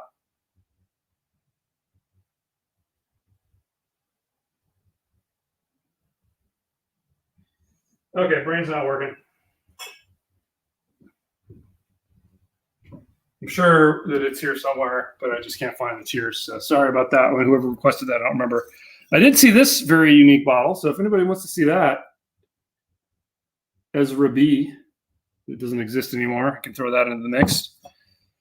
So let's say between the four I've brought up, then let's see. We got the Ezra B, we got the Pikesville, we got Fortaleza Añejo, and Rebel Yell 10-year. Let me know what you guys think. Can we see your table with all the spirits? Well, once we get it where it's supposed to go, yeah. But right now it's literally, there's like a counter. I can't turn this camera. There's a countertop here that's got probably like 50 or 60 bottles. And then over on the floor over there, there's probably like 2 or 3 times as many. So it's a complete mess right now. Rock Hill. Well, OP missed the beginning of the episode of the live stream where I killed a bottle. I killed this bottle right here. So I'm not going to drink Rock Hill again, unfortunately. Sorry. Ezra B, Rebel 10, Pikesville. Great. No consensus. Drink all. I'm off tomorrow. Wow. It is Saturday, but let's start with one, So I got 1 vote for each, whichever the next one that comes through. Smokewagon, we do have Uncut Unfiltered. So let's add that to the mix. Again, the comments come through a little bit slower here on StreamYard. So whatever the next one we get to, I will do. Looks like Rebel Yell 10-year, second vote for that. India makes whiskey, yeah. Smokewagon, Uncut, Unfiltered, another vote for that. Smokewagon, wow, a lot of people want Smokewagon. Break out the tequila. Okay, so it looks like it's going to have to be 2 things. I'm going to do the tequila last. But people want Smokewagon. Drink a few. Okay. All right, we'll do Smokewagon. So I've got 2 different batches. Which batch? All right. I'm going to do the more recent batch that I have, which is 35.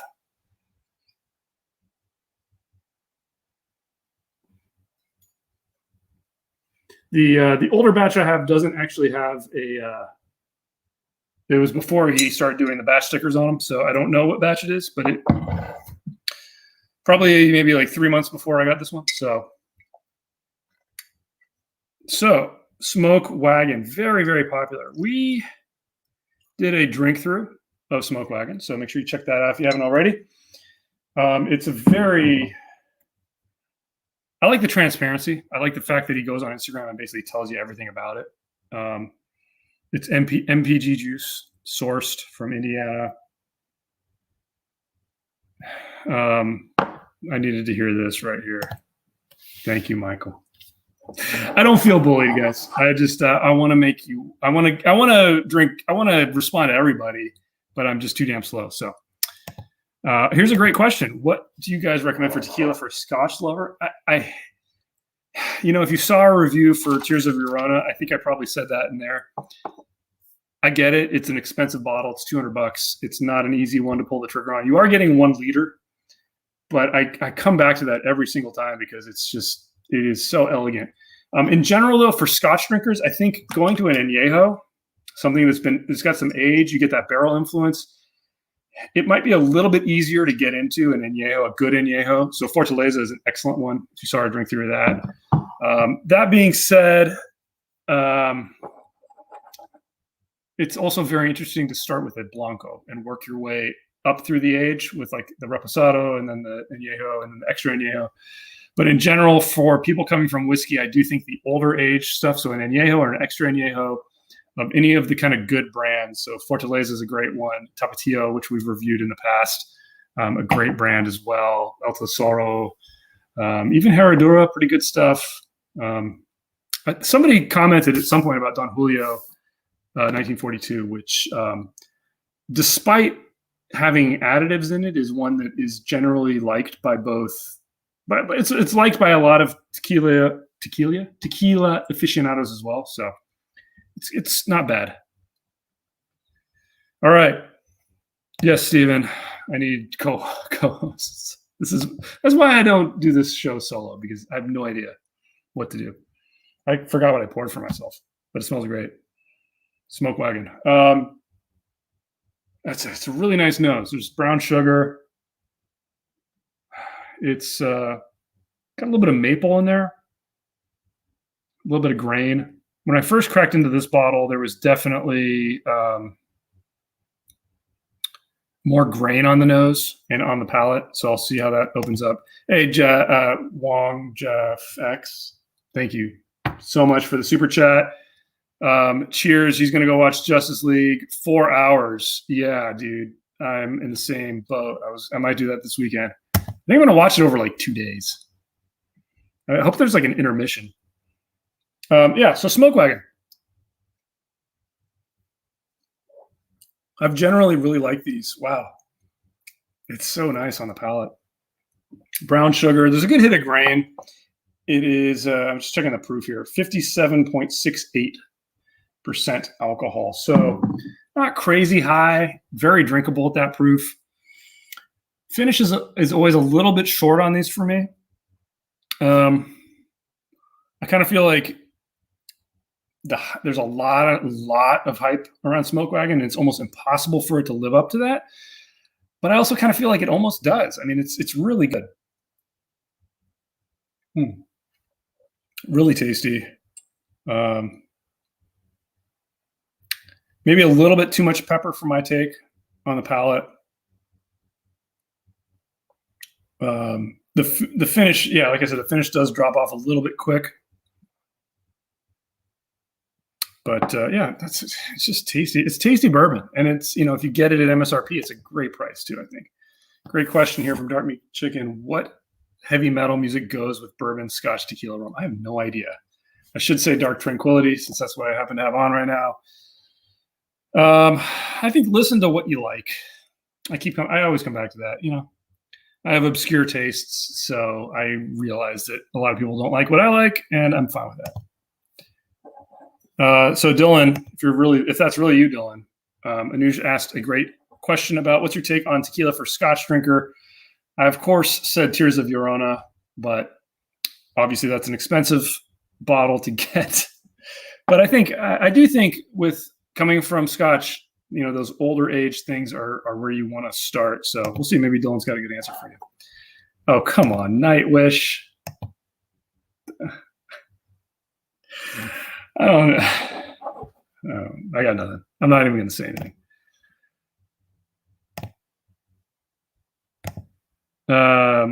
Yeah, Iron Maiden is not bad. Iron Maiden, I feel like anybody could listen to and drink some whiskey with. It's palatable, right? You can go from something like Revelation to something like 2 Minutes to Midnight and have a whole range of music there. It's amazing.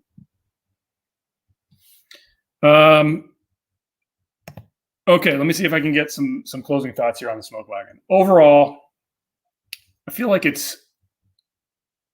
trying to figure out where it slots in. And I factor into this the fact that you have things like Knob Creek at 120 proof. And you have this at a slightly lower proof. Is it any better? Maybe a little bit less spice, maybe a tiny bit more sugar, maybe a little bit more grain on this as well.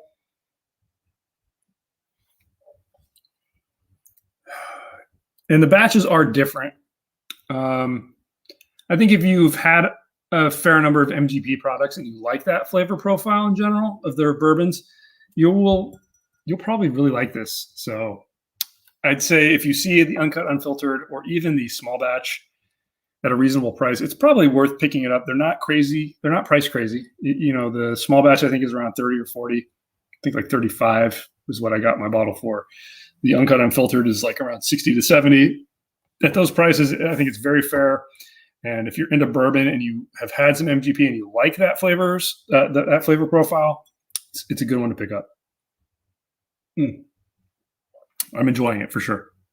All right, I got a little bit left in that. All right, I'll do one more of these guys. So pop into the comments. We got the Ezra B 12 that I got. See that? I got that when I was in London. What is international travel? I don't even remember because it's been way too damn long. But yeah, I got that when I was in London a couple years ago. We got Pikesville rye. We got Fortaleza Añejo. If I can find the Tears of Eureka, I don't mind cracking into that. I just maybe I took it back to my house. I don't remember. And then we got the Rebel Yell. So pop some comments, guys. Let me know what you would like to see. I should drink a little bit of water and cleanse my palate and check up on the comments. And by the way, guys, thanks for hanging out, man. This is a lot of fun. I feel like I got to the meat of this episode, so anybody watching this on replay has probably already seen me talk about Weller. And they've probably turned the video off by now, which I couldn't blame them for. All right, looks like Rebel Yell, Ezra B. Rebel, Ezra B. So a lot of people want to see Ezra B. It's definitely I mean, they don't make it anymore. So it's a little bit of a time capsule. Jules, did we do I feel like we filmed an episode with it, but we film a lot of stuff that doesn't end up making the cut. And I can't remember if we released it or not, but I think we were trying out this thing called Lost Spirits with Dutch. And I think we did the Ezra B, and I think Jules like bombed the episode or something like that. So maybe there might be it's pathetic. I can't even remember. Mitchell Messer says, you are a champ doing the live stream. I know. Thank you. I am a champ. I don't know how guys like Mash and Drum do this, because he does it and he is composed and he's responding to questions and he's remembering to look at the camera, and he doesn't like forget what's happening every 3 seconds like I do. So thank you for the vote of support. And hey, at least Dylan showed up and got in the chat. Jules, I sent him a message. I'm like, dude, can you do something? But Jules doesn't he doesn't have a cell phone. So I had to write him a letter. Okay. What would Dylan do? Yeah, hey, what would Dylan do? I wonder. Michael says, tequila, since you hadn't tried any tonight. I mean, I enjoy tequila, guys. What can I say? I think we had the most votes so far for the Ezra B. I've got some more of my Springbank here, so I'm going to sip on this while you guys comment some more on what the last pour of the night should be. Do you have plans to do dusty tasting in the future? Luke asks. So very early on, we were doing that Lost Spirits thing I mentioned, and I feel like there were maybe 2, maybe 3 episodes of that we filmed, and there was a tequila one where I drank a tequila that's no longer made, and compared it to the bottle of it's Grand Centenario used to make a green label version of it, which is just exponentially better than the blue label that exists now. So I did I did a side by side with that. I think we did this Ezra B. I can't even remember if we released it or not. But yeah, we had that idea. I think we did one with Elijah 12 as well. We don't have a ton of dusties, but as we come across things, I mean, definitely if we come across things and have them, we'll try to figure out a good format to present it. Maybe it'll be a live like this where it's just me and I do whatever I want to do, which is awesome. But yeah. All right. James says, if you gentlemen ever think of coming back to London, that's my home, and you have some local knowledge at your disposal. Thank you, James. So my wife happens to be in a complete Anglophile, so we go to London every chance we can. And I enjoy it. I love the city. Hawksmoor, the steakhouse. I had a really interesting, I think it was like a bacon fat, like aged, I want to say Evan Williams. It was a bacon fat aged bourbon. That was very interesting. It's an amazing city. I've always had a great time. Not bad for whiskey hunting. You can find those bourbons that you can't find here in the States. I was able to get Blanton's Gold every time I've been to London, straight from the barrel as well. Who knows how that's going to be now since they started to sell those in the States. We'll see. All right, Ray, another vote there for Hawksmoor. Yes, I've been there a couple of times. Every trip we make to London, we end up going there because it's just every time one of the best meals of the trip. So the other one is I'm blanking on the guy's name. He was a friend of Anthony Bourdain's, and he has Saint something. Gosh, I'm blanking. I'm going to punch myself for not remembering this. Fergus is the chef's name. I'm getting bits and pieces here. Feel like I'm on a game show where I got to remember things, but yeah, whatever that restaurant is, I'm thinking of is St. John. Got it. St. John, one of the most interesting dining experiences. A place where you go in and they ask you to turn your phone off, which is great. I love that to start with. So, okay, guys, I think there were the most votes for the Ezra B. I have to get a clean glass, which I don't have. Take a swig of that Rock Hill Farms. What? Andrew, you missed the beginning of the episode where I chugged this bottle and killed it. So already did that. I will now rinse this glass out and pour something fresh. And this will be the last pour of the night for me, guys. Sorry to say. All right, so here we go with the Ezra B. I think this had the most votes. I'll do one more check. Oh, Ernie says you need to do a blooper reel for the stuff you filmed and are not showing. Yeah, I know. It's there's a lot. Yeah, so I think we had the most votes for the Ezra B. So this is a Luxco product, and it's Heaven Hill Juice. It is aged 12 years, and it is a single barrel. So it's kind of basically like Elijah Craig 12-year, but a single barrel. And I've had this before, and I will say, very similar to Elijah Craig in flavor profile. I think, if my memory serves me right, I found the finish a little lacking, though. I'll just pour a little bit in the hopes that maybe I crack into the tequila at the very end. I'm supposed to be done here, but it's a very cool bottle. I mean, it kind of looks like a rum bottle, maybe, but I always kind of wondered why they stopped making this stuff. Aged 12 years. I mean, you don't see that age statement very often anymore. And yeah. Let's see.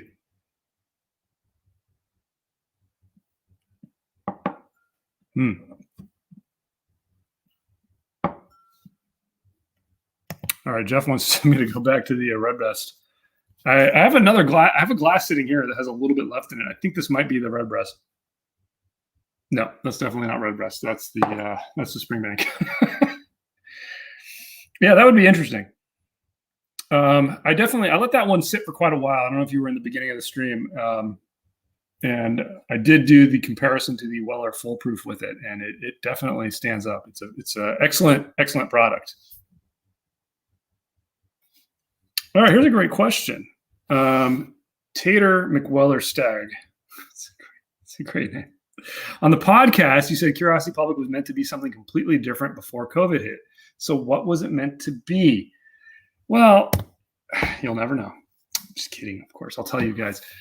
But I'll first give you my nose of the Ezra B. It's a little bit, the great thing about Elijah Craig 12 year is you get a strong oak hit and that strong barrel influence. This is more mellow. You get more of the sugars. It's a little bit lighter on the nose. Proof point is 49.5. So we're actually a little bit higher than Elijah 12. So great nose. Okay, so back to the question. Curiosity Public was initially going to be a very different channel. In the concept we had talked about was actually in the long term was going to be very different. We had ideas for, I mean, really it's about the exploration of flavors, which it still is. But we had ideas for group tastings. So we were going to have panels of people come in and try things. We were going to do things with cocktails. We were going to do blinds with other people being involved. The focus wasn't necessarily going to be the three of us. We were going to move kind of more to the other side of the camera. We wanted to do stuff with restaurants. We wanted to do more stuff with food pairings.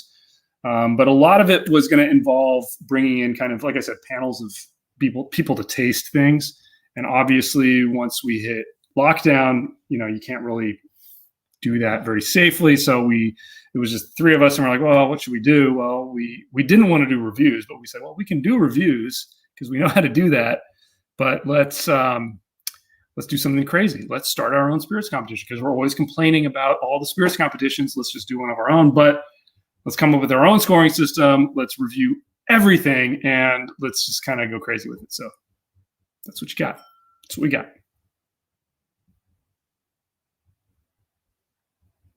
Yeah, so kind of a more subdued nose than Elijah 12 year used to be. So let's check the palate.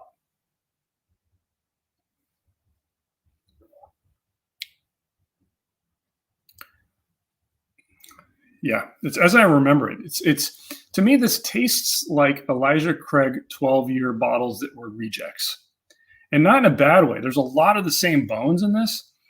You get that same hit of the oak. You get a lot of the same flavors, but the finish is just almost instant. It's just fleeting. There's a good flavor profile here, right? On the palate, there's really good flavors, but they just drop off so fast.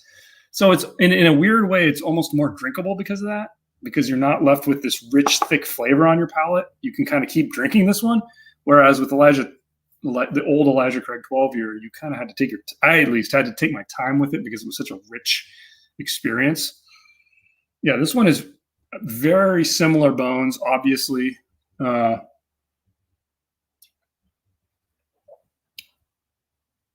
but that finish, I think, is what kills it. It's not a bad finish. It's not like it completely disappears. It just kind of like if we're doing it like as a linear analysis, here's the palate, and then there's a drop to here, but there's still quite a bit before it completely fades away. So not horrible. Okay, check the comments here. That makes sense based off your, yes. So if you guys saw like some of our very first videos were like they were kind of still test footage at that point in time. It was just ideas we were working on. We weren't really ready to launch. And then lockdown hit and we were kind of like, well, look, we have a bunch of stuff we filmed. People are sitting at home. They want to watch stuff. Let's just start releasing stuff. Who cares? And that's exactly what happened. There you go. That's the whole history. Very short. It's a year. All right. Mr. Drushka says, I found a Willet 8-year purple top, afraid to open it. I would be too, man. Those are so hard to find, but they're kind of those bottles that I feel like they're so hard to find that people have them and they will tell you they're the best thing ever and you will never know because you're never going to find one. And maybe it sucks, but maybe it's really good. I just don't know because I've never spent time hunting them because from a reviewer's point of view, if I review something that you're never going to find, it's like, what's the point, right? So we do still review things that are hard to find, but at least there are things like we said with the Ultimate Spirits competition, there's got to be at least thousands of bottles out there. Stag, we reviewed Stag, but they put out a couple 2,000 to 8,000 bottles a year, depending on what year it is. With the Willet purple tops, I think the number's probably lower than that. I don't know for sure, but they're just very, very hard to find. Yes, Steven, I completely agree with you. Drink your bottles, crack them open. You don't know what's going to happen tomorrow. Always crack them open.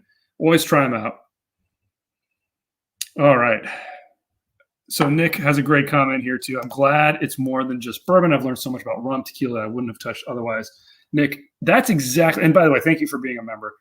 That's really what we're all about. I mean, we, more than anything else, we love exploring the flavors and getting into things that are out of our comfort zone even, because I mean, I'm pretty comfortable with tequila because I was into tequila before I was ever into whiskey.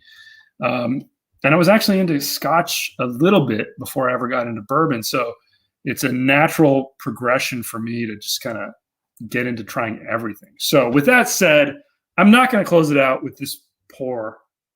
I am going to pour a little bit of tequila just to close things out here. This will be the last one. Some Fortaleza Añejo. The only reason is Añejo is because I walked over to the table over there and there was the lineup of Fortaleza from our drink through, and I just randomly grabbed a bottle, and it happened to be the Añejo, which is an excellent bottle, by the way. I would argue that pound for pound, Fortaleza is definitely expensive, but it will not let you down. Any one of them will not let you down. There's kind of a handful of about 5 or 6 different tequila brands that I feel like you could try any one of them. Oh, can you guys hear that? This cork is like bubbling. I put it right up the mic. It's like, I don't know if you can see that. Can you see the bubbles? I've never seen that happen before. I heard it. I could hear it from over here. That's really weird. All right. Well, anyway, I actually, that's a thing about Fortaleza is one of the problems is cork taint, as they call it. It's a horrible phrase, but it is a thing. You know, real natural cork can get tainted and make the product taste very bad. But yeah, so tequila, obviously it's trying to escape. That's funny. Yeah, I got to shift gears in my brain here. Tequila is a completely different beast.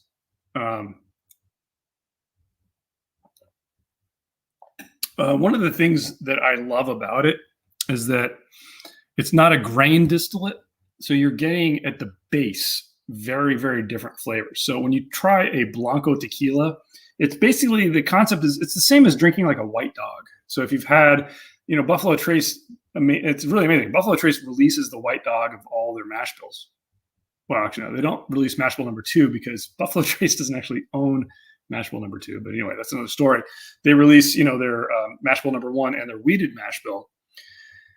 And you can kind of taste the basis of what the product is. And with tequila, basically every Blanco is the basis of what that product line is, because it is the unaged, usually unadulterated version of that product. Now, tequila happens to be rampant with adulteration.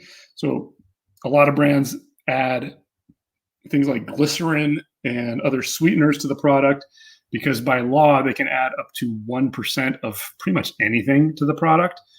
And some people say that started because, something would fall into the vat and they would have to discard it all because it adulterated it. So they put this rule in that you can have up to 1% by volume of anything in there just for that purpose, because things would fall into the vats occasionally.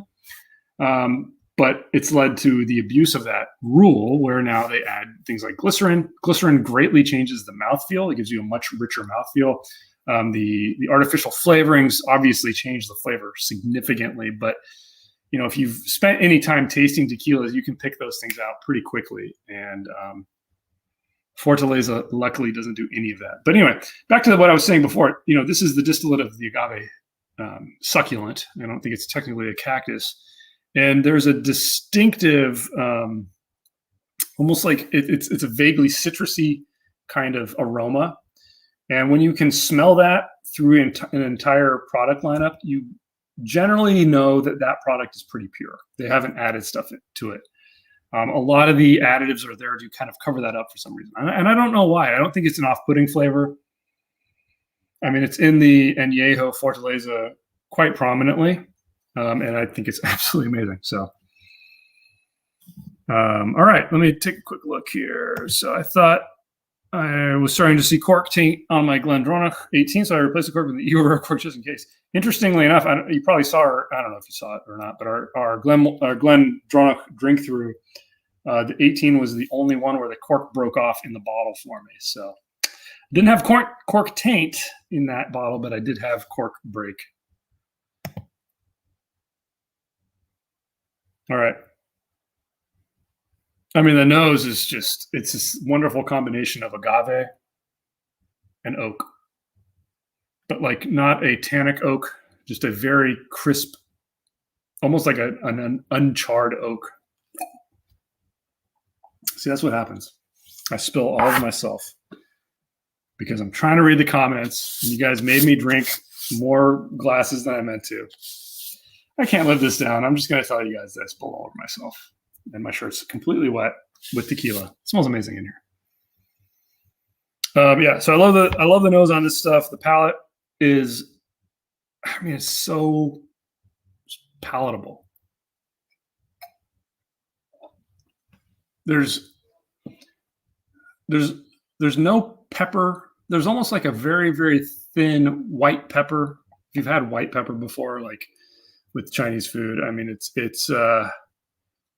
it's almost like you took that and made it extremely, extremely thin. So there's just like this dusting of it. And then you get the agave flavors, and then you get the barrel influence on the back end, which is just, it's transcendent. This stuff is so, so tasty. Hey, Ernie, thank you so much. Everything you do to support the channel, you're a member, and you dropped this awesome super chat. Ernie says, thank you for doing this. It's been enjoyable to watch your stuff through the lockdowns. I am glad that you have expanded from the old bourbon days. Cheers and have a good night. Have a good night, Ernie, as well. We're glad we've expanded as well because it's a lot of fun. I get to pour tequila on myself. Yes. Yes.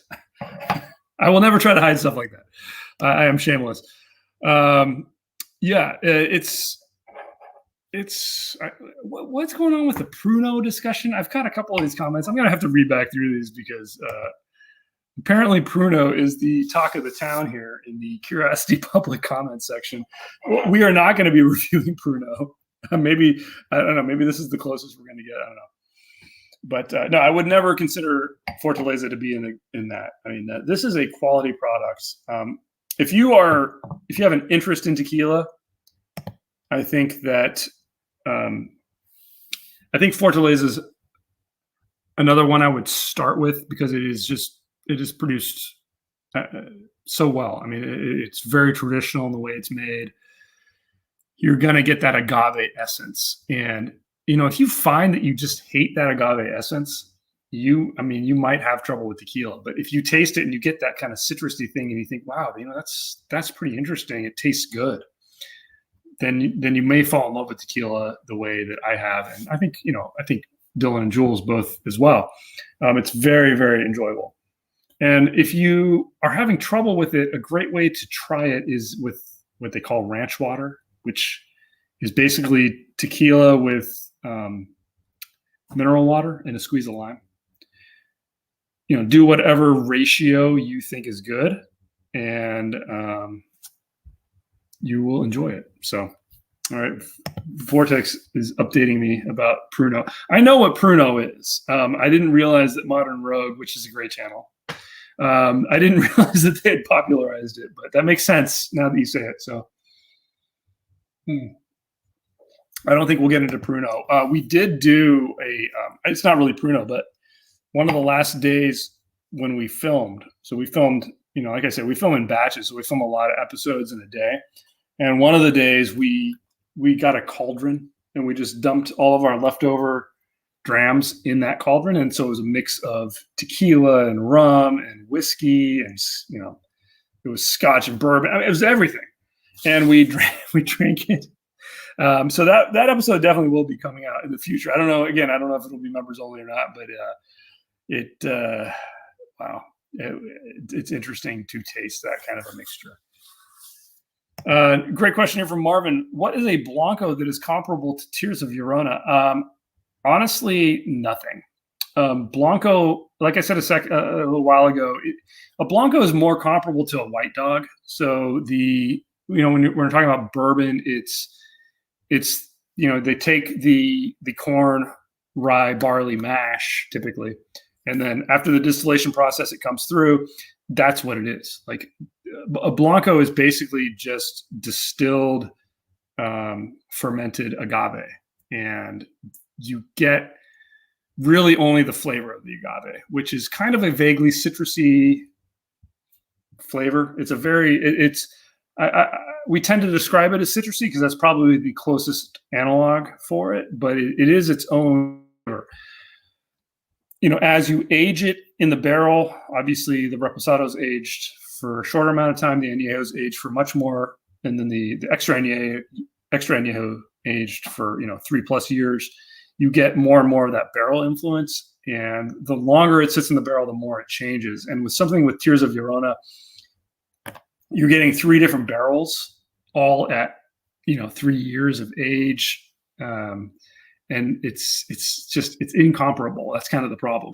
So I don't think that there's a good Blanco. I would just have to say T1 because that's Herman Gonzalez's other line of tequila that he makes, and that's the T1 does have a Blanco, so maybe that would be the basis of what ends up being Tears of Llorona.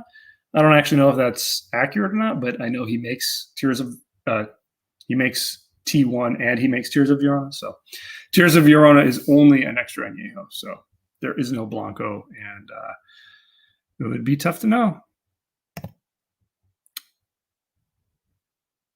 Dylan, I don't know. This can't really be Dylan. I mean, it probably is, but yeah, apparently Dylan knows a lot about Pruno, and he's not letting on about it. So that would be interesting. All right, Marvin, there you go. So a little tequila knowledge passed on. Are we planning to do any mezcal reviews? What's the difference between tequila and mezcal? Yeah, I am not well versed in mezcal, and basically what you said is my extent of knowledge.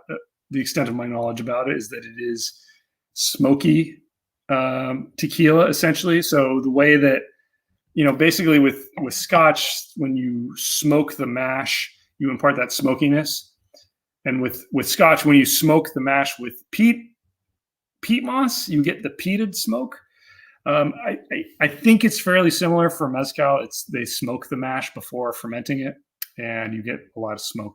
So it's kind of like the Islay version of tequila. So no plans as of yet, mainly because I'm not a huge fan of it, but we'll definitely probably throw it in the future.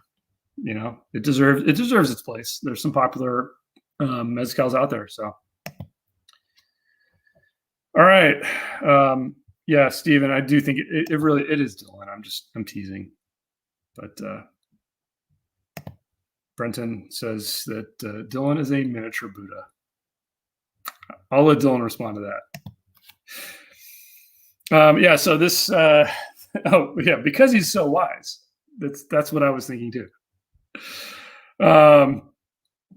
The Fortaleza Añejo is an excellent dram. I highly recommend it if you are interested in dabbling in tequila. Are we going to get into vodka and gin? Well, some of our earliest footage, our test footage, did involve vodka and gin. It was for cocktails, though. So with the spirits competition, we're really focused on things that are sipping spirits. So that's going to be basically everything except vodka and gin, because most people don't sip on vodka and gin. Some people sip on gin, like Dylan, but that's it. Yes, Brenton, I realize that now. Thank you for pointing that out.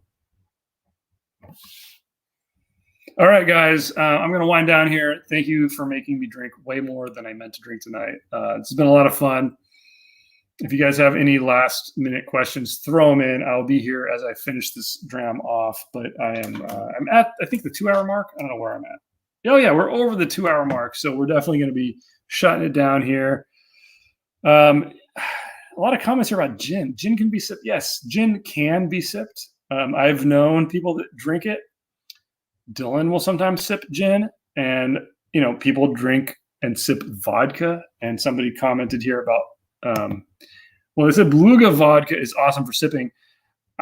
I definitely respect the whole caviar and vodka sipping experience. I know Dylan has a lot to say about that. Good night, Stephen. I love you as well. Thank you so much for hanging out, guys. Do we have social media? Oh, well, I clicked on the wrong damn thing. Jose asks, do you have social media? Yes, we do have a Facebook page, which is actually not updated as frequently. I apologize about that. But check us out on Instagram. Instagram is a little bit better. It's just curiosity_public. You'll find us there. And you will find the Facebook page. I'm going to try to do a little bit better with the Facebook, but not very good at that. I apologize. Yes, every live stream ends up with everyone drinking too much. I agree, because you guys mention things and I want to go grab it and I want to take a sip of it and talk about it. But, I try to keep my wits about me. Don't forget to rehydrate. Yeah, I won't. Don't worry. I got my water here. I'm going to keep sipping on it. Cheers, guys. It's been a lot of fun. I will kill the tequila and then I will sign off. So this live stream originally was going to be, like I said at the beginning, our St. Patty's Day stream that we were going to do. And we were going to crack into a couple of bottles of Irish whiskey. And then Jules and I decided to redo the set. And we didn't finish in time. So it became something else. And I happened to get a bottle of Weller Foolproof in between. And so it became the Weller Foolproof Live. And now it became the Make Dutch Drink Everything on the Set episode, which is where we are now. And I'm going to be signing off by taking a final sip of not any whiskey, but some very delicious tequila, Fortaleza Añejo. Cheers, guys. Thank you for a fun night. Hopefully you guys had fun. Hopefully you guys have a fun weekend ahead of you. And if you don't, just make sure it's safe. And we'll see you guys all next time on Curiosity Public. Don't forget, I got to finish this, right? Don't forget to, as they say, stay curious.